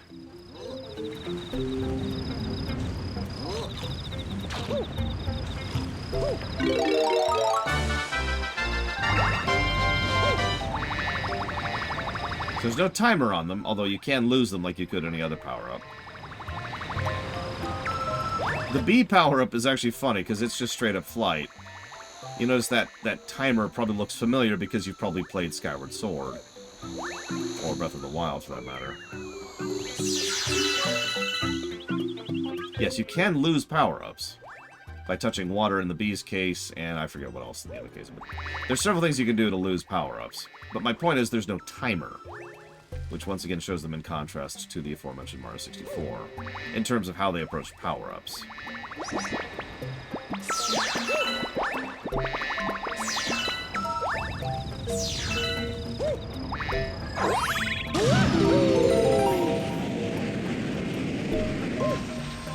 So, of course, naturally we have a whole area with tons of water. But the Bee Mario doesn't just have the ability to fly. It has two other special abilities to it. One of which is certain platforms, almost always some kind of flower or petal or something similar,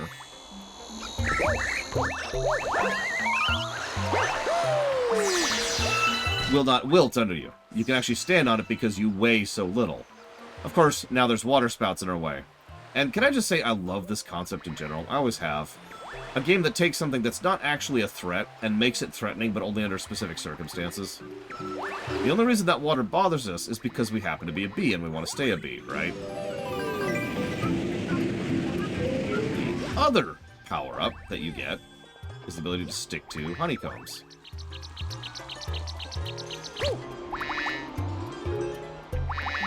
Notice gravity is a little weird here.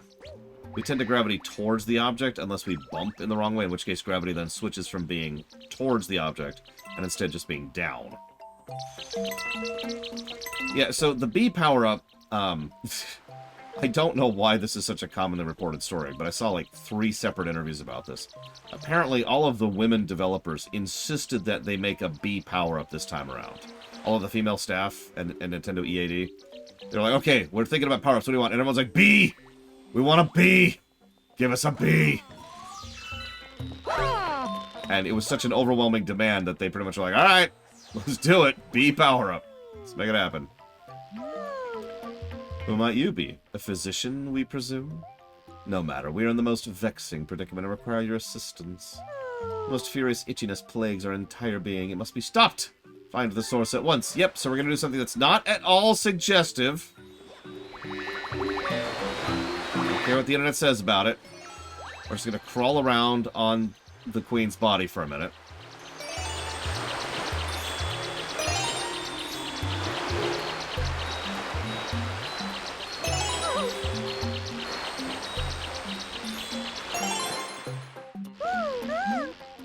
My thanks. You've shown much bravery, newbie. We trust we may rely on you in the future.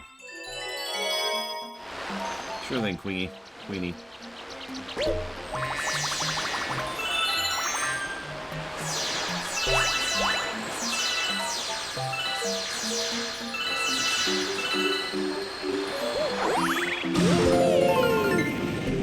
Listen, he was this close in Oceans.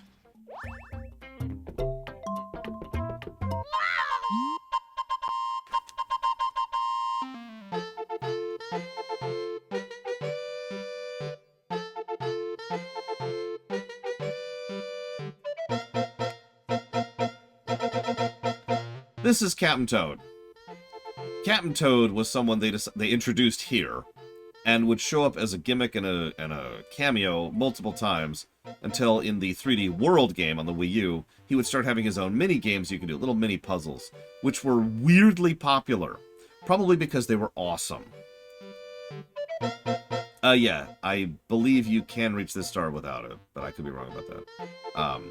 So, as a consequence, look, it's fine! I mean, seriously, a giant bee would be pretty terrifying. So, Captain Toad's awesome. That's all I'm going to say about that. If you haven't played Treasure Tracker, I highly recommend it. Mario, it's you! We escaped from Peach's castle, too, but then we thought Bowser would get us, and then we got lost with Luigi. Oh, I just remembered! We found a Power Star. I'm sure you need this, so here, take it. Thanks, Captain Toad.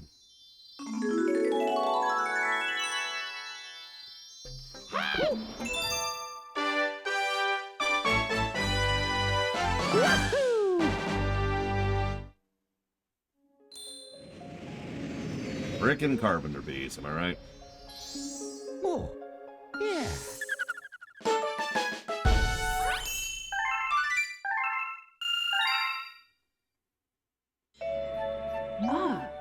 Mario.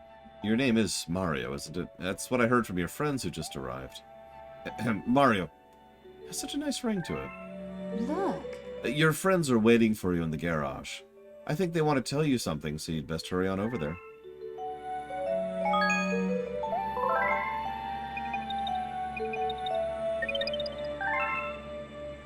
Hang on, I just want to be clear.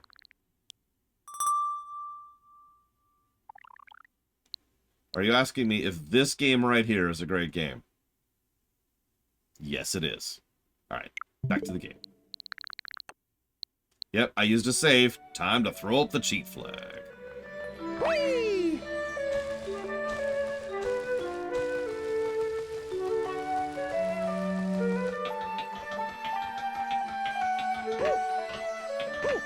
What are you yahoos doing? Mario, somehow we made it too. We'll help you get the Power Stars and save Princess Peach. You can count on us, Mario. We're all in this together. So I guess this place is some kind of mobile space station controlled by that Rosalina lady. Who exactly is she, anyway? She's not a... witch? Is she? Is she? No, that's ridiculous. Right? The Lumas are gonna build us a ship.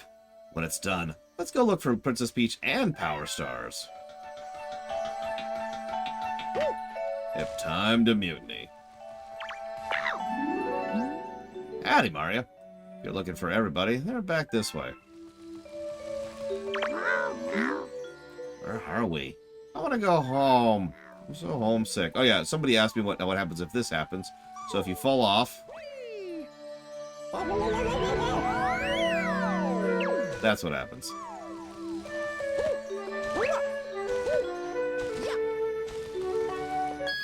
You remember back in the day when Toads could be so distinct, even just visually? Never mind in terms of personality. I remember those days. The good old days, as they say.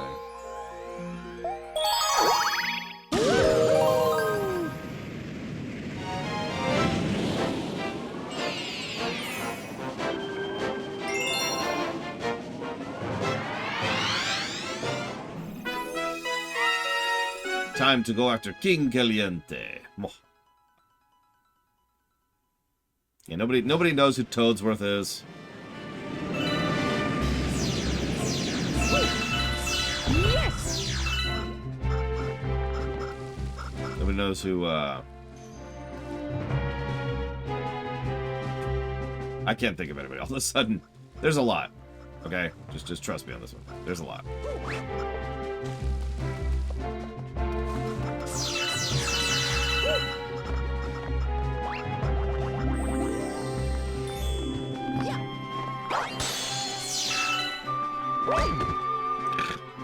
Okay.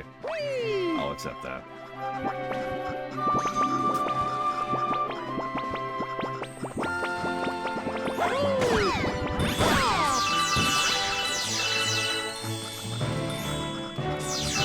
Brain no worky, okay, Bragwin? I don't know what you want from me.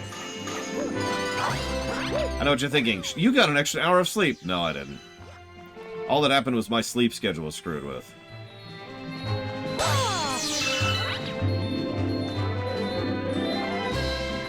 I don't know, maybe it's just me, maybe it's because I'm an old man, but what helps me be rested is regular sleep, not, you know, more sleep.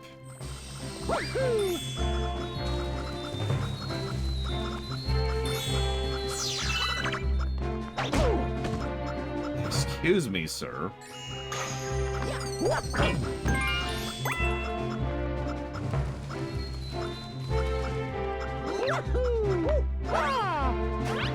Oh, wow. Okay. There, no. No. They'll just not. Probably not.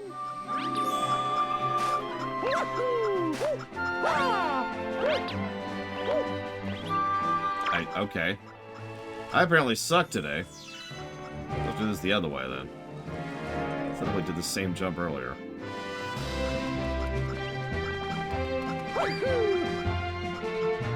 That. What?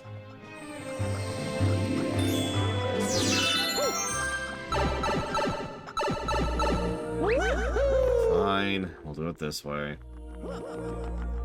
Lord knows I should probably be getting those saves now. Or those saves, those lives.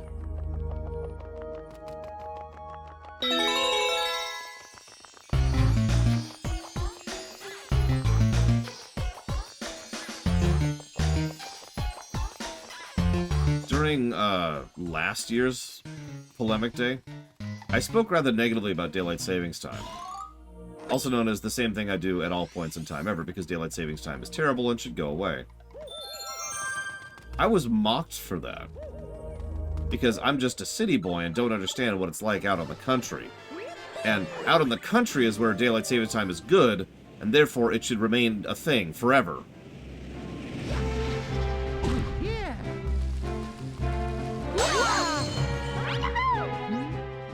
You saved me. Thanks, Mario. In return, let me tell you about a secret. Apparently those spiky things just hate coconuts. But yeah.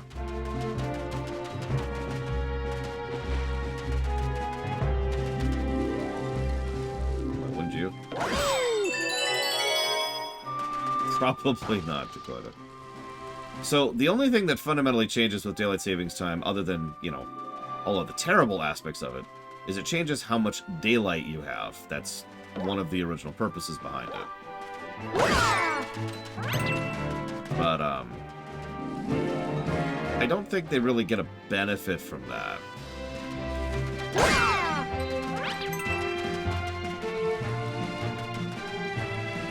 Yeah, some of you may, the reason it came up last year is I and several other people were really excited because it looked like that here in the States, at least, we were finally getting rid of Daylight Savings Time, which, to be very clear, is an objectively good thing.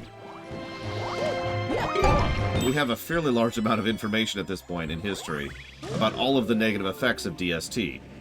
That is to say, to be very clear about that, about negative effects about the fact that the time changes twice a year. That's the real negative, right?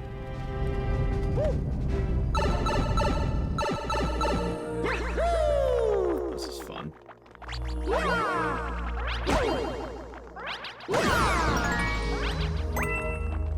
Point being, there's a lot of negative effects for DST, and not really a lot of positives. But no. We're going to keep having DST because the politicians can't decide on which one to stick with. Now, I wish that was a joke, but it's not.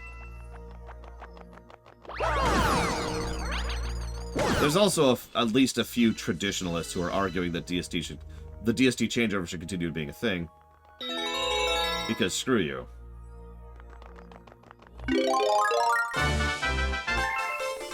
I believe this is the first game, please correct me if I'm wrong, that also started doing the rainbow version of the Superstar. Of the Invincibility Star. I mean, obviously the Invincibility Star has been around since Galaxy 1. And by Galaxy 1, I mean Mario 1.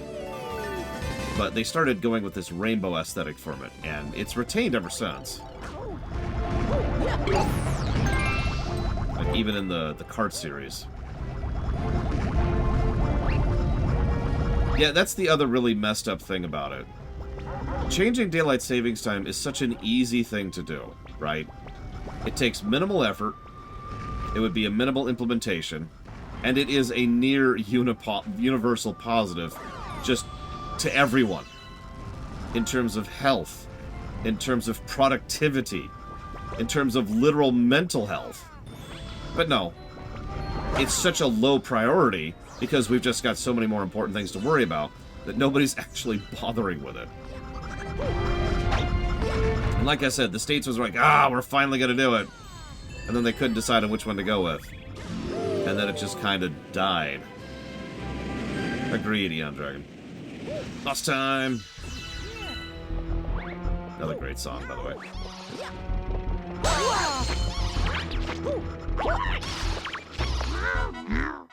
Your attacks won't reach those mean-looking aliens. Here's a great idea. What if you tried to bounce something back at them?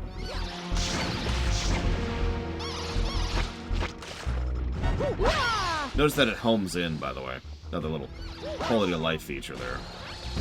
Since aiming would be effectively impossible here.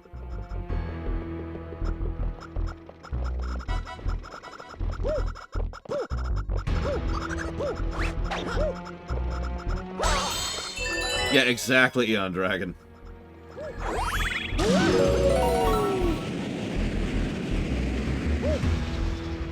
Yeah. Careful. There's big danger up ahead. Is it really bad? Shoot a starbit at one of those lights. And a coin will pop out. Damn it, Krenzler, don't do it. You're gonna have to take... I'm gonna have to confiscate all your groceries, Krenzler.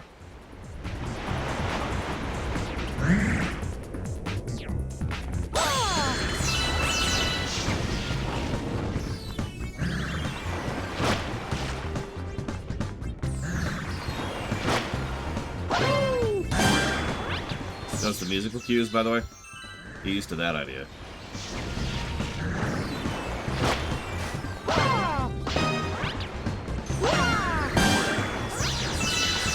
Now we're playing tennis.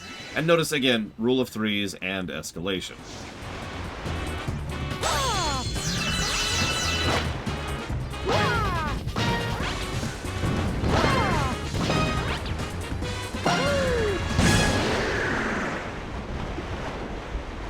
A lot of the bosses in this game are what I would call easy but fun.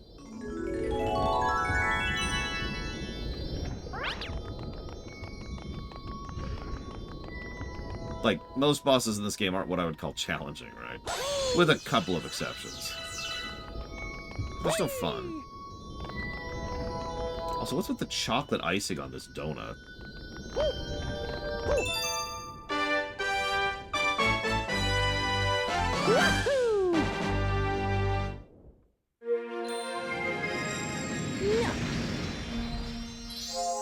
Oh, yeah.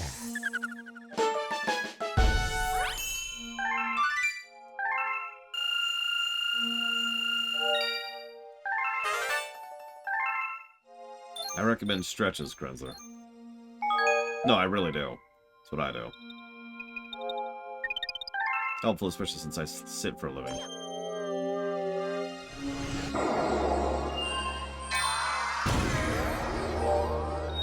So, remember what I mentioned? Theme, bonus.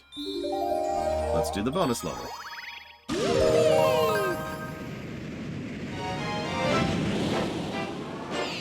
I'm dead serious about their concert. I know that sounds like a casual thing. Nothing has helped my back more than doing regular back stretches.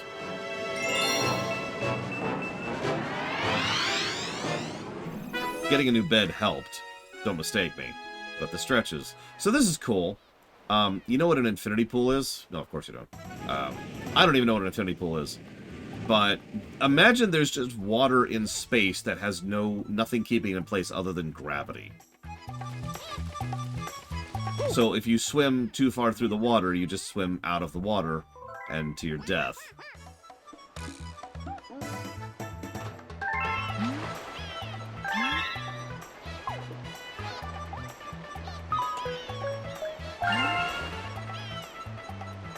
Yeah, shoes help too. Weirdly enough. Yeah, I guess I lied. There is some motion control, Zero. Sorry.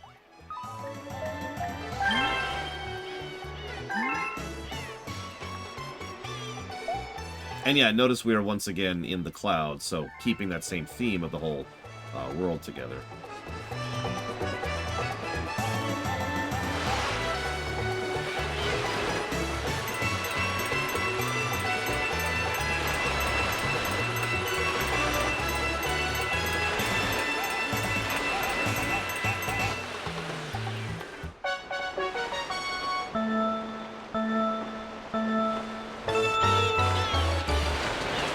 I mean, there's a couple levels that are like, oh my god.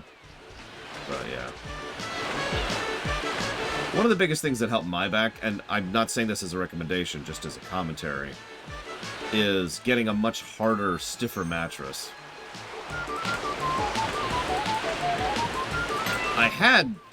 Before this one, I had a very, very, very soft mattress that I kind of sank into. And apparently that's really bad for my back. Getting a firm mattress just helped so much. I mean, why wouldn't... You say that like there's something wrong with snorting stars, Morgantus. Are you shaming? Is that what's going on here? Look, we all need something to get through the day, okay? Some people play video games. Some people drink. Some people smoke. Some people snort power stores. What's the issue here? We all need something.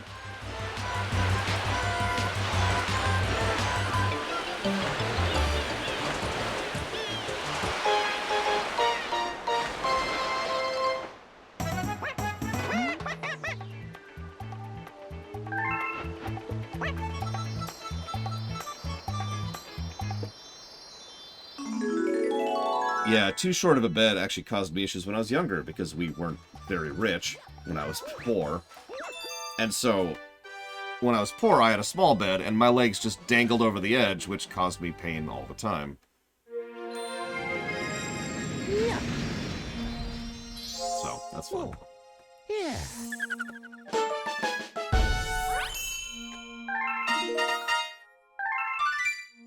Yeah, also notice a special indicator of Galaxy Complete.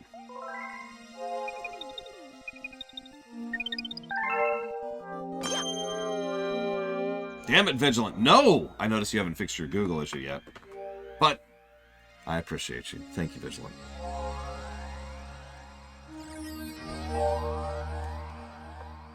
I have played Phantasy Star 2?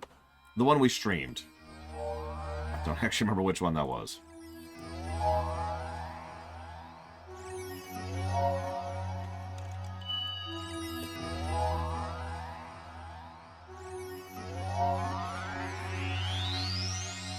Oh, gotcha. Okay, understood, Vigilant. Well, I still know it's you, so... Was it one? I think it's a current review, too. So it's going towards Fallout London. Call of Duty World at War, and the Master of Orion block. Done. Thank you, Vigilant, again.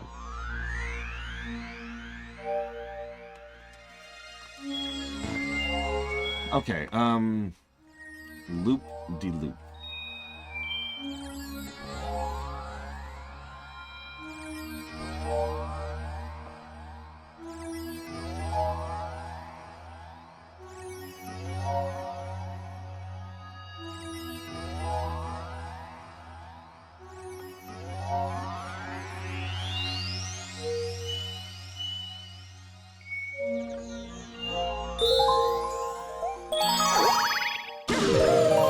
Actually, no, we couldn't get Master of Orion 3 working properly, Counselor. So it'll be 1, 2, and 4, or just 2 and 4, I forget which. But anyways, it's skipping 3.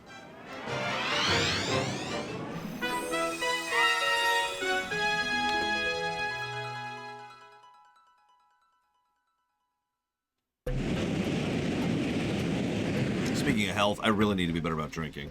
Yes.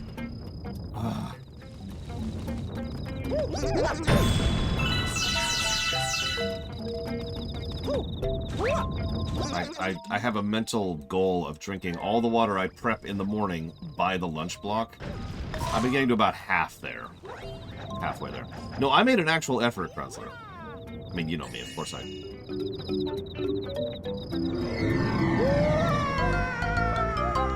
course I made an actual effort. Sorry, that's just... Wow.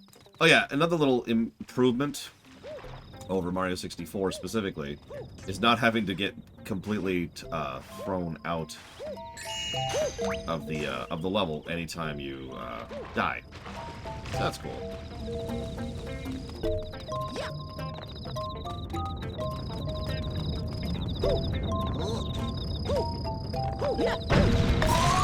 You know what's funny is the version of Phantasy Star we played had a couple of quality of life versions that the original didn't have. I can only point out because I thought it was a reasonably okay game. You know, it's one of those okay for the time kind of games. Scored better than I thought it would kind of a deal. And like, I wonder how bad it would have done without those. I mean, honestly, same problem with Mega Man 1, if you remember that. When we played Mega Man 1, we played the version that had the quality of life features, so it didn't have a net negative score.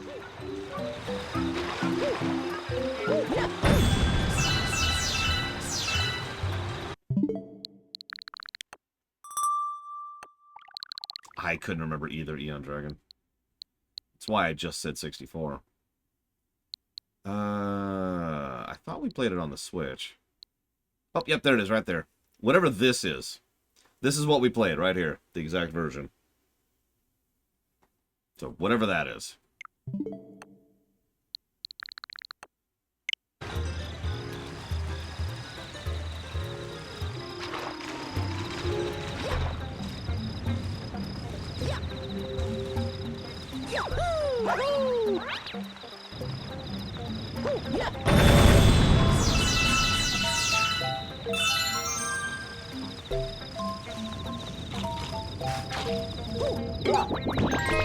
So I should mention, we're going to try a bit of an experiment today. I actually knew this in advance, but partially because of the daylight savings time and partially because I've been having a lot of fatigue issues lately, we're going to go ahead and cut off for lunch a little bit earlier than usual. There we go. And then, like, the idea is to pretty much see when we come back. And maybe try a larger second shift, and maybe try not doing a larger second shift. I don't know yet. I'm just kind of trying stuff out at this point. This is a well-done port of a Wii game, Silent Fox. We're obviously playing it on the Switch, but for all intents and purposes, this is a port of the original Wii version. Although, if you give me a second, I guess I can just leave it unpaused. There's no timer here.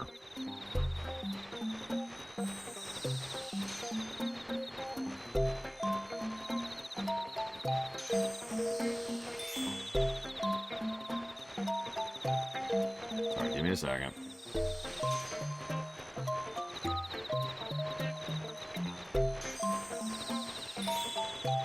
Here we go.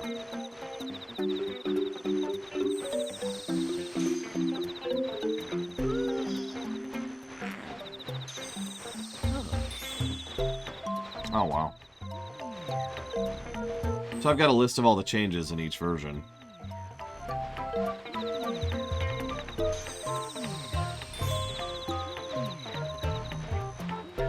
Very, very, very few changes to Mario 64 other than changing the resolution of the HUD and a few specific texture updates.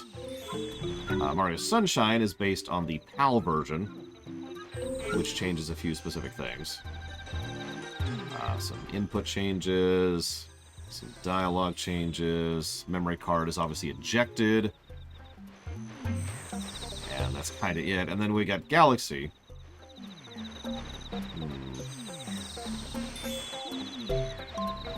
Game sounds were adjusted over, animated spin, text updated, extra tutorial for handheld mode, male toad is a thing.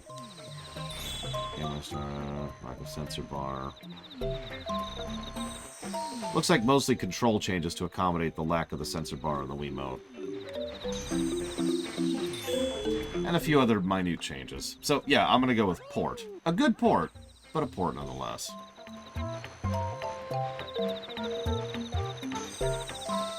Not wrong with a good port. Alright.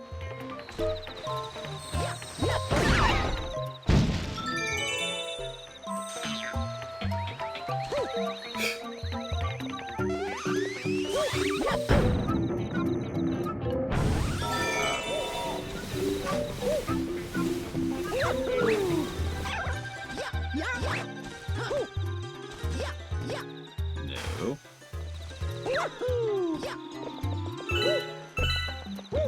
Someday I'll have hair again, I swear. Or I'll be dead. One of the two. Those are the options.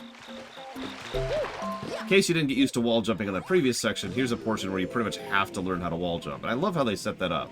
You can see the shadow for it, for what you're going for, and you know that's where you're going, and the camera indicates where that's going. And there's two things very close to each other, which is the easiest type of wall jump to do by far. And then, this is a tutorialization for how gravity works, which I know sounds strange, but a lot of this game, like seriously, like pretty much the entire first range of levels, is all about getting you used to the mechanics and the gimmicks of the game so they can then play with them later and make the levels balls hard, which is what they do.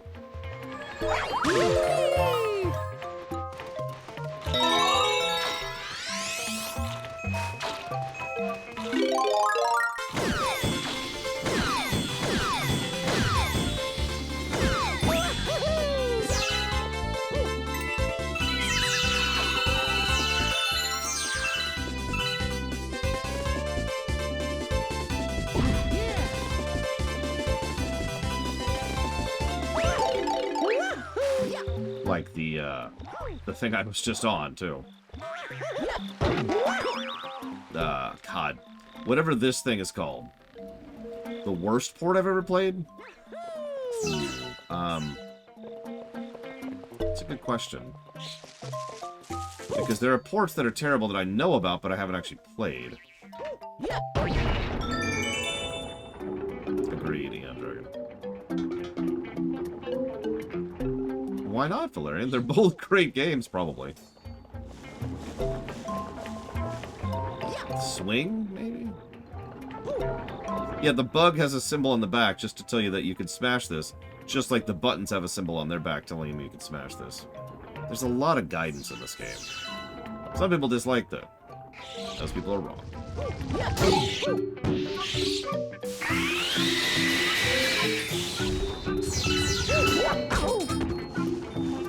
Well, I won't begrudge you your backlog. Oh yeah, by the way, another thing that I believe this is the first game to implement is a total removal of falling damage. Several of the developers thought that adding falling damage to Mario 64 was actually a mistake, and went against what they wanted the player to be able to do, especially in some of the more vertical levels, which they were doing already in 64, so...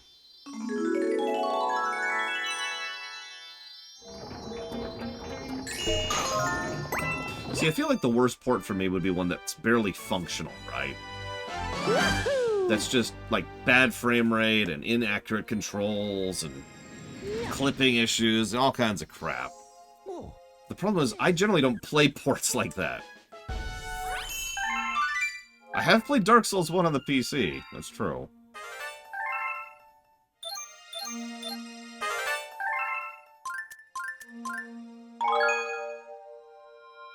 Oh god, yeah, the PS1 port of Chrono Trigger.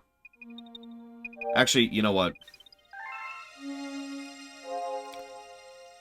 Final Fantasy V and Final Fantasy VI on the PC. Or the phone, I suppose, more accurately. In fact, yeah, I'm gonna go with FF6 on the phone. Not the Pixel Remaster, the one before that.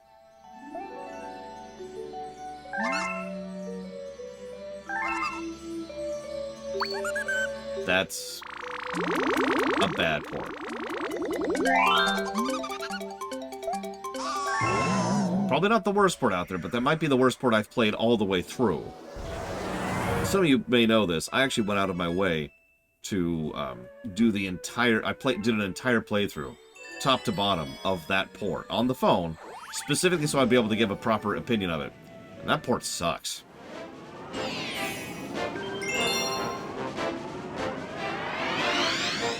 The worst port I know of is probably the Silent Hill disaster, if you're familiar with that. Yeah, the Silent Hill 2 and 3 disaster. Yes! Yes, Pika. So first of all, music nostalgia. And second of all, once again, you see the trend continues where they can just do whatever the hell they want to with these little side Gaiden levels. You also saw a little bit of Coyote time there for a second, because I should have actually fallen off there and I didn't. So that's cool. Nope, I'm dead.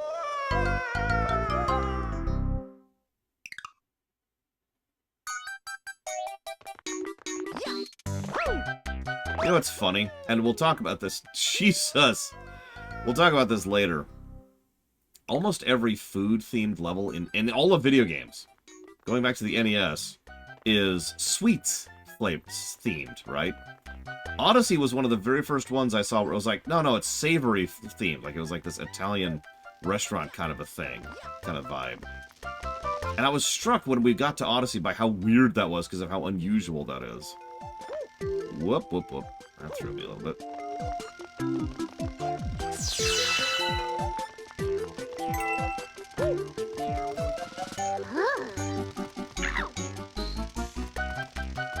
Nobody knows about the meat circus. Nobody ever will. Execute Blade Terval immediately. We can't have him infesting the others with his tainted understanding. God damn it. Really? That's my fault. I looked at the phone. By the way, mid-mission checkpoints. I need to officially give that positive, because it's actually... Not only does it have mission checkpoints, but they're actually good ones. So many levels in this game would be so much worse if not for that. Which is funny, because I feel like that describes Sunshine and 64 to a T. There's levels in that game that probably shouldn't be as frustrating as they are, and the moment you add save states to the equation, that game just gets fundamentally better.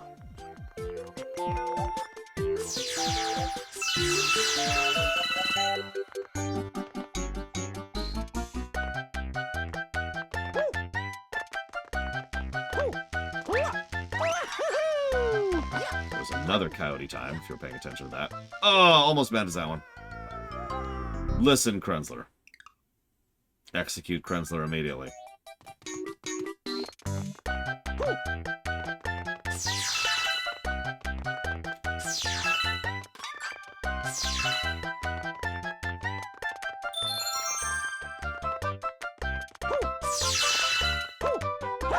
I need to remember that's a maneuver, because I keep forgetting.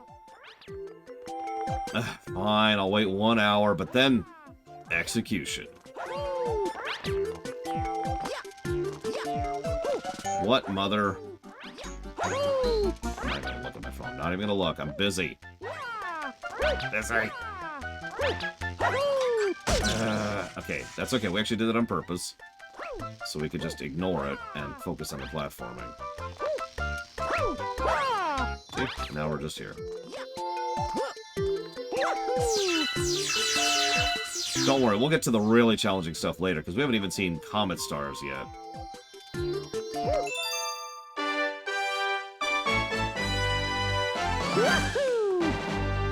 The greatest meal I've ever had. Oh my god. Burger King. What the world?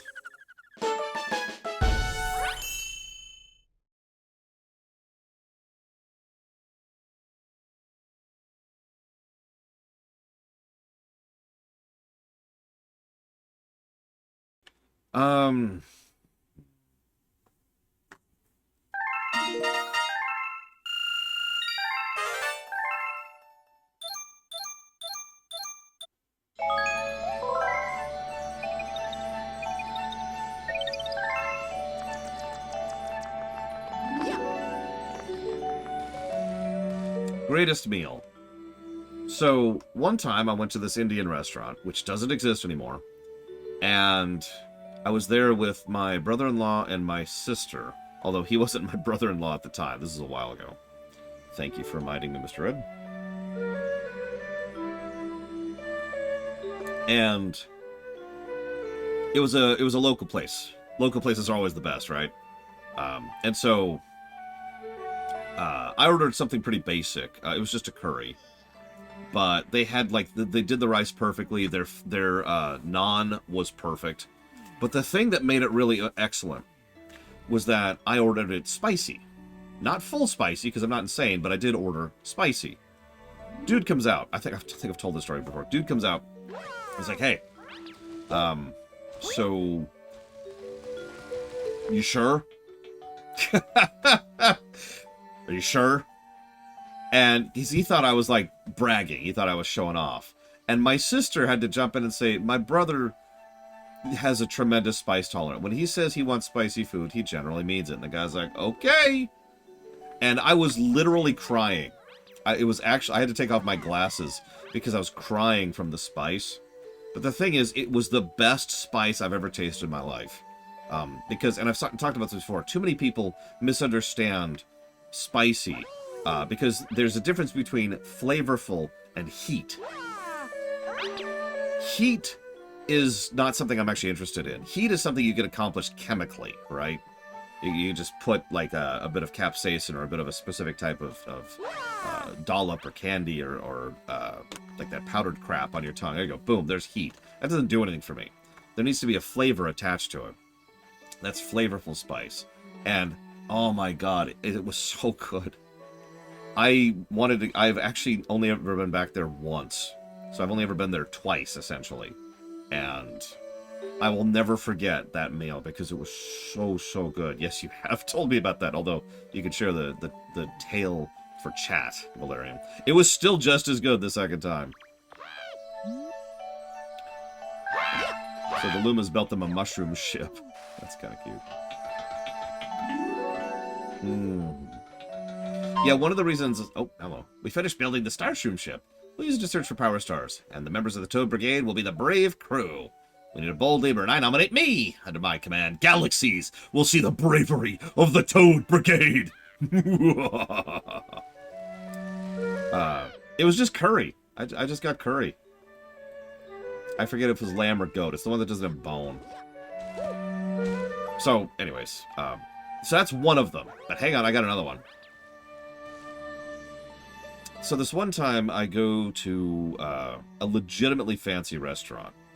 And when I say a legitimately fancy, I mean, I've only been to like 3 of these in my entire life. I'm talking the places you reserve months in advance, and it costs like $150. And the meal is planned out and prepped before you ever get there.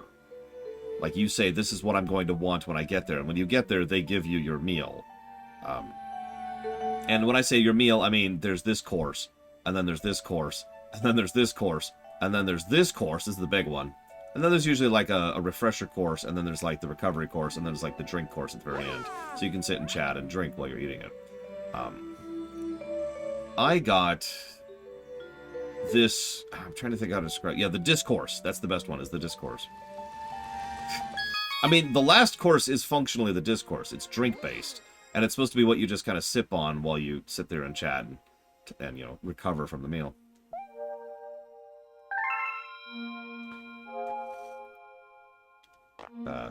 Game? There you go.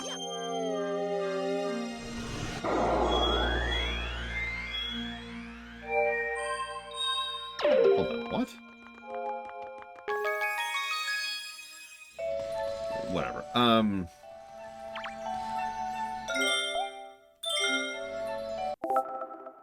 Where's... Yeah, I'm looking for a button. I'm not sure where the button is. Although, if you want to see Mario... Did you know that Mario's secretly a gummy person?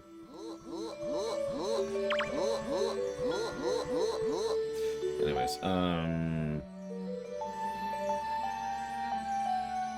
do I...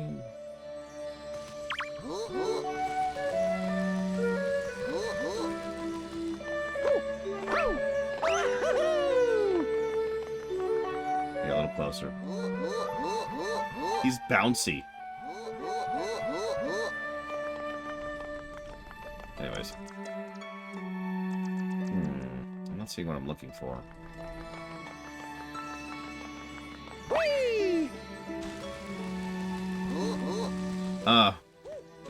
I beat the enemy. Sweet, sweet. That was it. Sweet, sweet. I needed a name.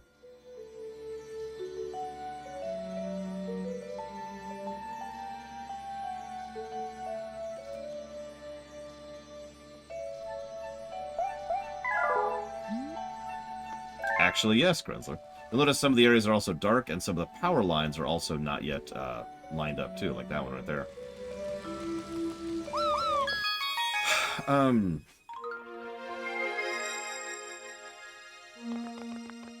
I can't think of the name of it.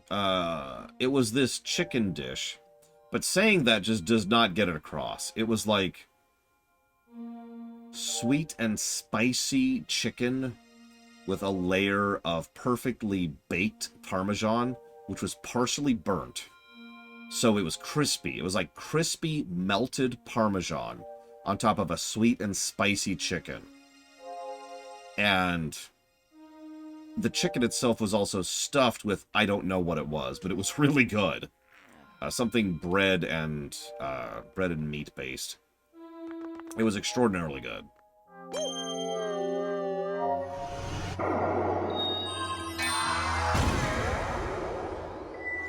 So here's another bonus galaxy. Flip switch. I'm gonna write that down right now.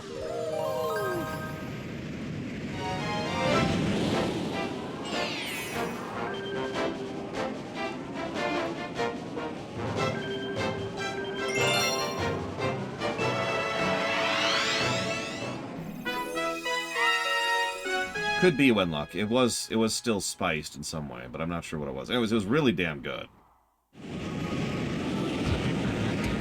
It's okay. I hate your landlord too, Krenzler, because your landlord is a landlord, and therefore, by logical and human definition, they're an evil person. All right, so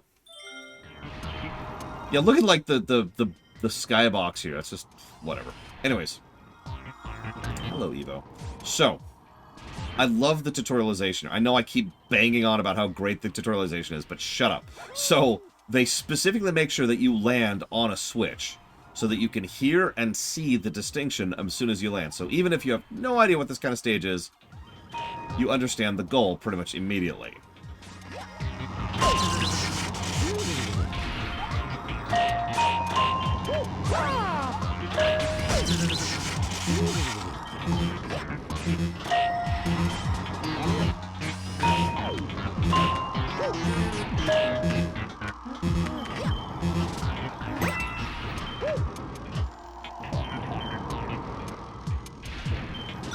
I should jot that down while I'm here.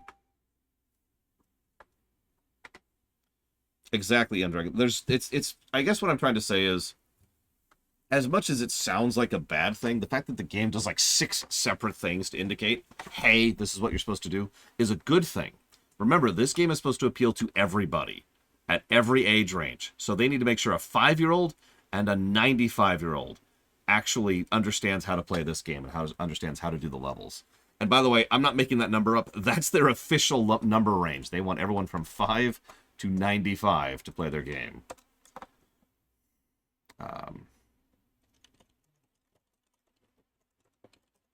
But yes, Beetle Leaps. Low health Beetle Leaps can go straight to hell. Odyssey doesn't have that problem. Just point it out. Oh, no, exactly, Vulgarity. Absolutely.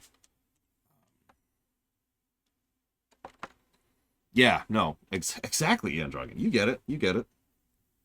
No Centenary. If you're 96, you're done. We're done. Sounds like a good idea to me, period. If you do, comma, tell me what you think of that new chicken bacon thing, please, period. Probably, yeah, Pika. Yeah, I need to make a we're done emote, and it's just like a little marine hat. Like a hand. Can anybody do pixel art and make what I just described? Alright, so. I do know a professional artist, but I don't want to waste her time. We also can understand the rules of this, so you have to jump. If you jump on it like this, well, okay, like I was just doing, it doesn't count, right? But if you jump to something else, then it counts. Like a better way to put that. Okay, so I'm gonna stop screwing around a little bit for just a second. I've got an idea. Hang on. First of all, let's get rid of that damn noise.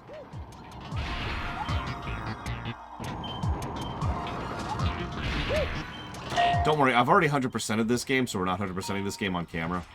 And if you don't understand why that's a good thing, then you don't know what's involved in 100%ing this game. There's a lot.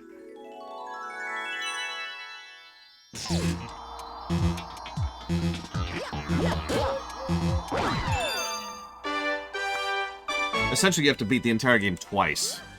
Once as Mario and once as Luigi to get everything. Alright, I'm gonna text this amazing artist I know really quick here. Hey, quick question, comma. If I asked you to make me a little pixel art emote thing, which looks like a Marine's hat from StarCraft, and a little wave or maybe the words "we're done" in a way that it would be visible, comma, could you do that, please? Question mark. There we go. Texted. We're done. All right.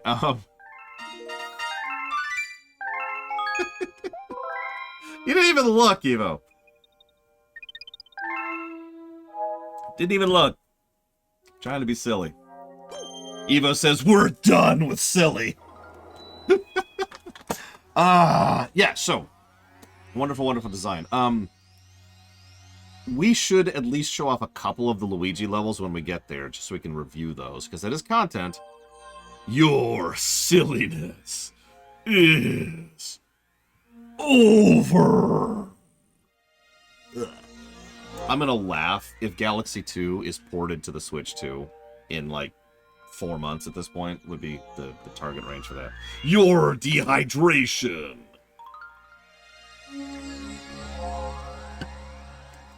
Okay, so, we're actually missing one. Let's go grab it. Let's sweep! Sweep, sweep, sweep, sweep. Points if you get it.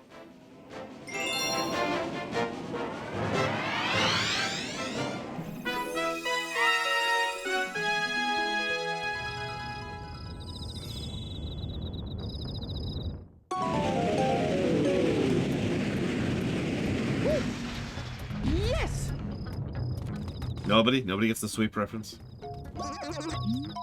The whole Mandibug clan has infested our kingdom. We must kill them. Kill the bugs that aren't us, because they're not us, and that means they deserve to die. They're different from us. That means they can't be trusted.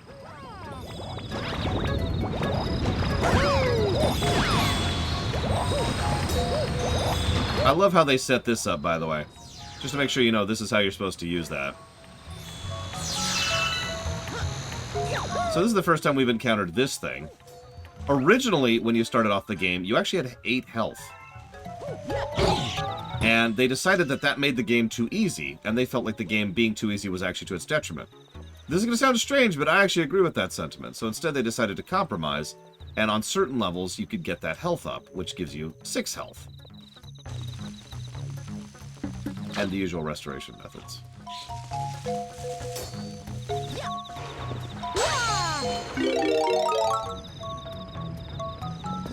I wonder if they even bleed.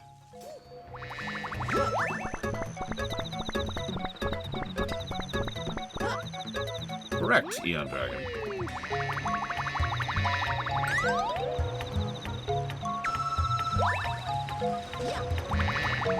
It is the bee's knees, Krenzler. Get it? Alright, so.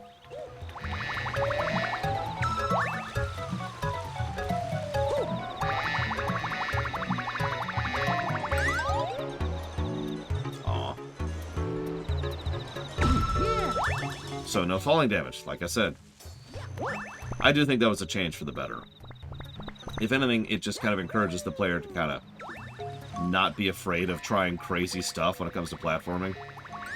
And of course the speedrunning scene benefited from that. Oh my god, Evo.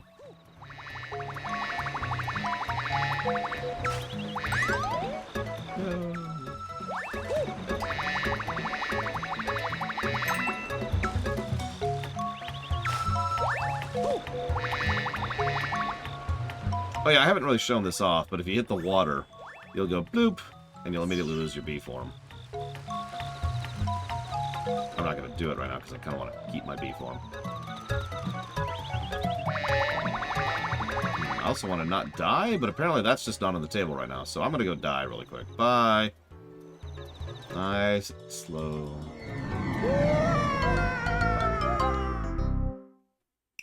Yes, Luigi plays differently. He pretty much plays as Luigi always does. He's got more squiggity. In fact, we first invented the term squiggity for this game, playing as Luigi. But he's got more squiggity, and he jumps much higher. Noticeably higher. So yeah, Luigi. Typical Luigi.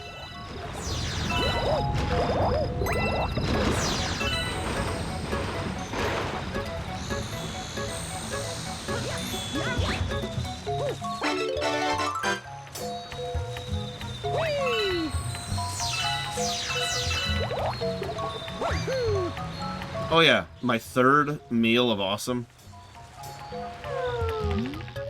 The neighbors are causing trouble again. We'd be most grateful for your assistance. The third meal was a pizza. It was what I can only refer to as a proper deep dish pizza, but it was at a, you guessed it, a local place. And this local place, you guessed it, doesn't exist anymore because it was killed by COVID, just like every other local restaurant in the universe. But it was... I don't know how to describe it. I want you to imagine a pizza lasagna that's just this tall, and the bread is just this at the very bottom. It's like a pie shell that just has pizza in the middle. It was a pizza pie. And it was huge, and it was thick, and it was made with the perfect combination of cheeses and meat and whatever else. And oh my god, it was the best goddamn thing. I've only ever had it a couple of times because we used to call it the death pizza. And, you know, every time you eat it, you're just like, oh god, you're dead. So we would save it for special occasions. Like the first time we played Secret of Mana with a friend of ours, for example. And the death pizza was so good. It wasn't even expensive. I mean, not relatively. It was cheaper than Pizza Hut. Put it that way.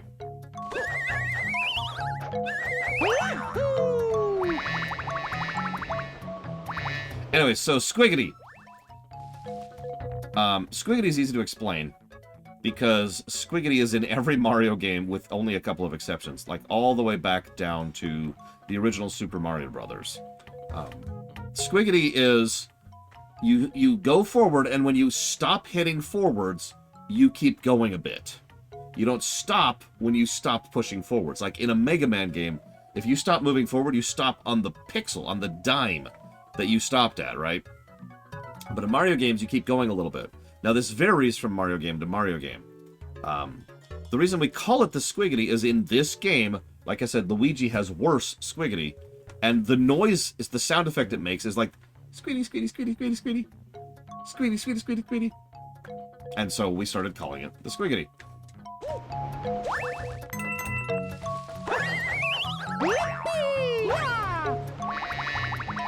should probably hit the right button there. Thankfully.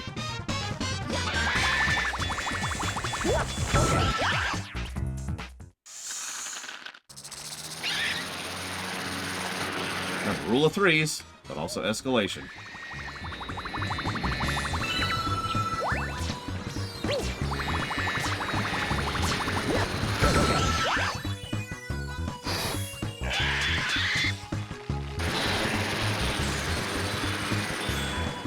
Oh yeah, I meant to...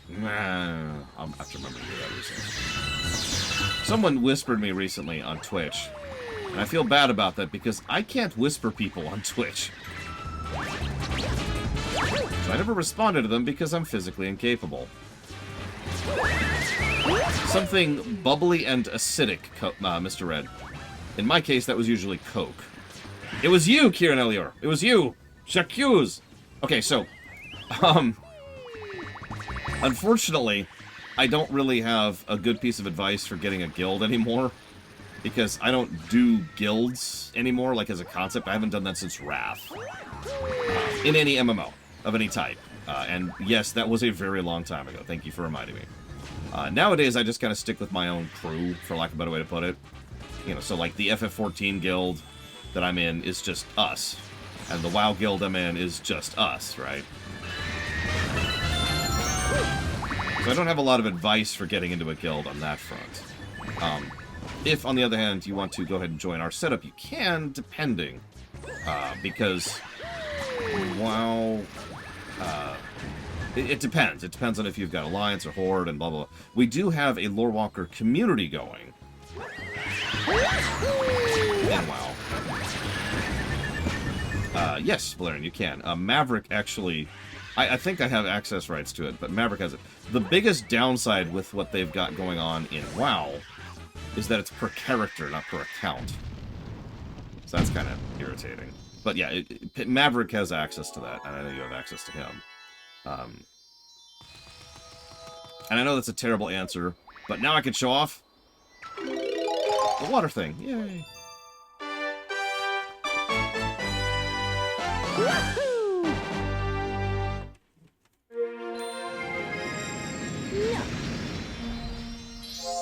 Oh, yeah.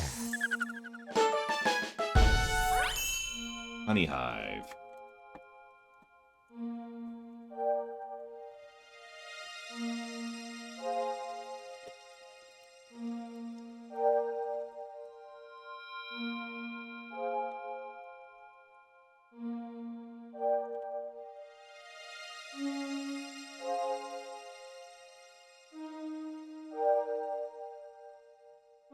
And yes, obviously I can read whispers, Lord Hermit, because otherwise I wouldn't know I had a whisper.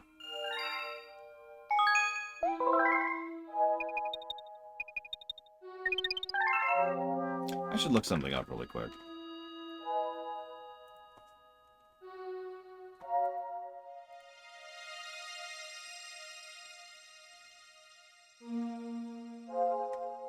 God, we haven't even unlocked Prankster comments yet.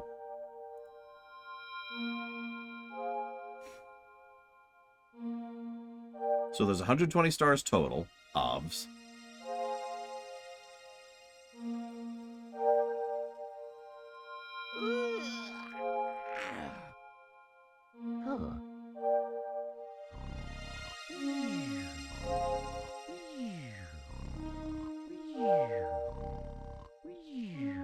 There it is. That's what I thought. So, it's going to get a plus for this, just like Mario 64 did. The only real requirement for going forward is doing certain boss levels, just like you had to in Mario 64, and getting a certain amount of stars, which you can get all over the place. There are 120 stars before you hit the second half of the game. That's the Luigi half. So you have 120 stars from which to gather 60. That's great, honestly. There's a lot of malleability in which stars you pick and how you do it and blah, blah, blah. So that's a plus. That's awesome. That's all roads lead to Rome. Heck yeah.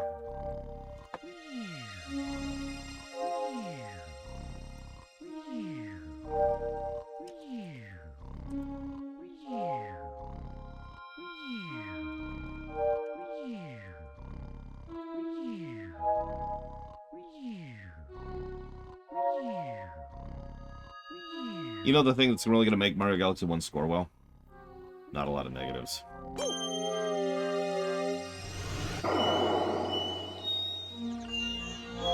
So hang on. So loop-de-loop. Let me look something up while we're here.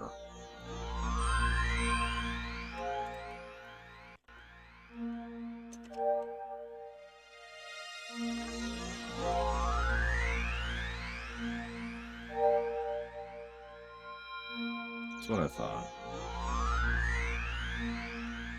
And lots of water. So, you might notice that it actually gives that little crown when you've finished an area. You may also notice it shows you empty stars when you haven't gotten them. We also don't have a crown there. That's because most of these stages have closer to 6 crowns instead of just the 3. So we've got the purple coin one, that's a comet one. The cosmic rare race, that's a comet one. And there's one other one. I'm going to look up this really quick.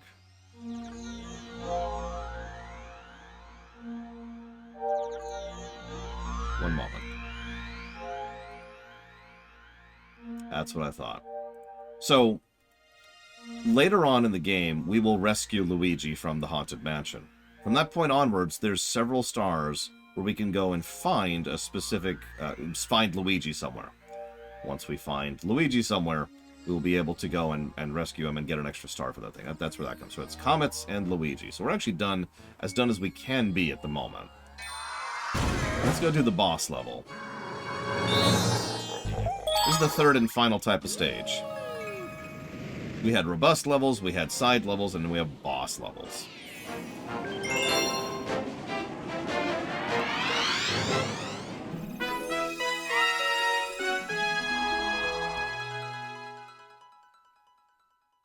Third batch? What's your party at this point, Lord Aramon? Yes!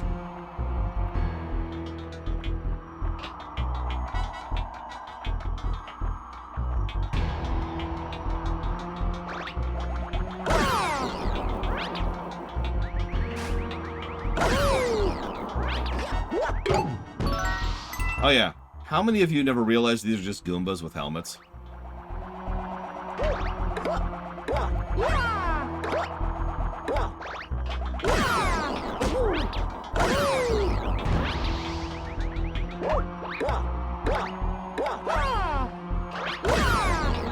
It's most obvious when they're upside down. It's an effective strategy. It makes sense. So here's one of our other little unique gimmicks of this game. I shouldn't say this game, and I shouldn't call it unique. In fact, it's boring, dumb, and terrible. But it's awesome, and I love it, so screw you. Bullet Bill's home.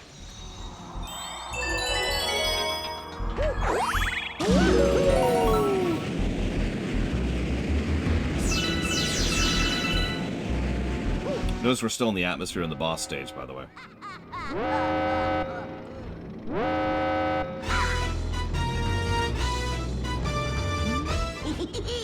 You made it! But I won't even need my dad's help to take care of you.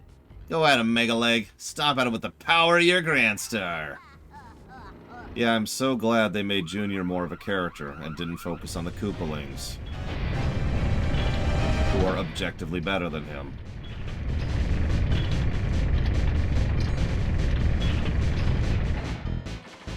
You know, when the boss is larger than the planet, maybe you need to pull it back a little bit. I'm just saying.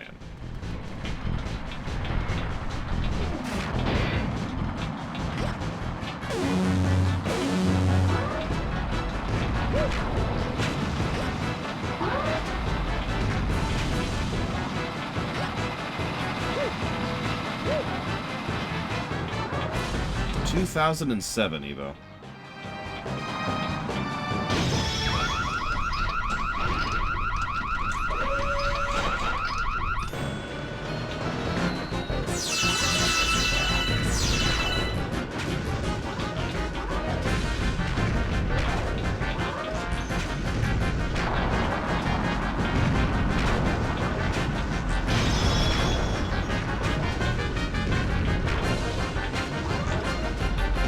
I like how it has its own point defense, though. It's actually a nice touch. And once again, rule of 3. But you notice, each 3 is actually completely different from the previous ones. So it might as well be a completely different hit each 3 hits. They really upped their boss design game in this one compared to Sunshine and 64.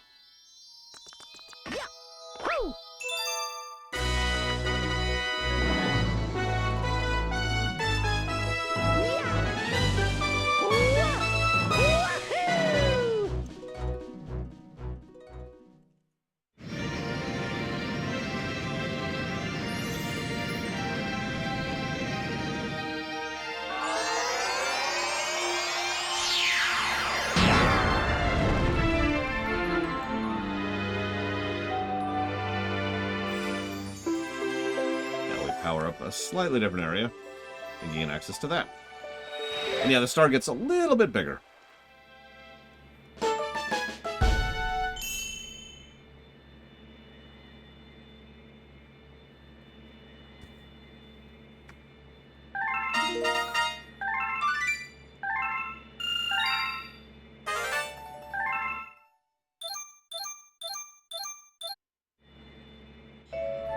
Look.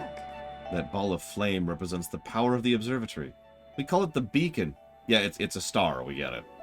When you recover a grand star, a little star power will be restored, and the beacon will grow. The Comet Observatory can use that power to fly through the universe.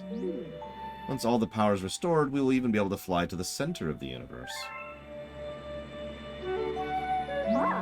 Oh, the power's on in a new dome. Yeah, I think now we have access to this thing, too. Have you looked at the map? Yep.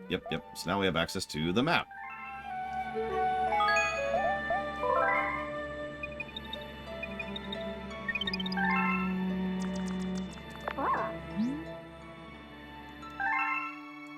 So, this is the important part about the map right there. Here's what you've got, here's what you need that you know about. It also lists your racing times down here. So we're as done as we can be with the terrace at the moment. Because we've been sweeping.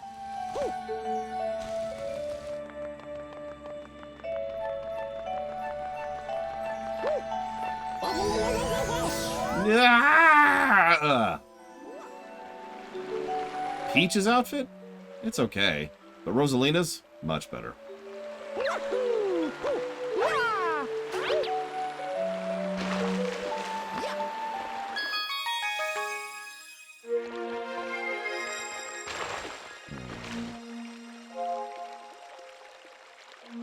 Actually, so in line with what I mentioned earlier, I'm going to do that early break now. Like I said, we're just kind of trying things out, right? We'll see how long this lasts. I have no idea when I'm going to be back. I have no idea how long the second shift's going to be. We're just trying stuff out. So, oh, let me update the HUD first, because I've been given a couple of points here.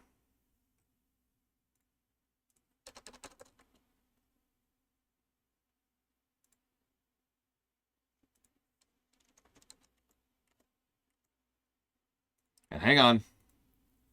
1 negative. I'll see you guys.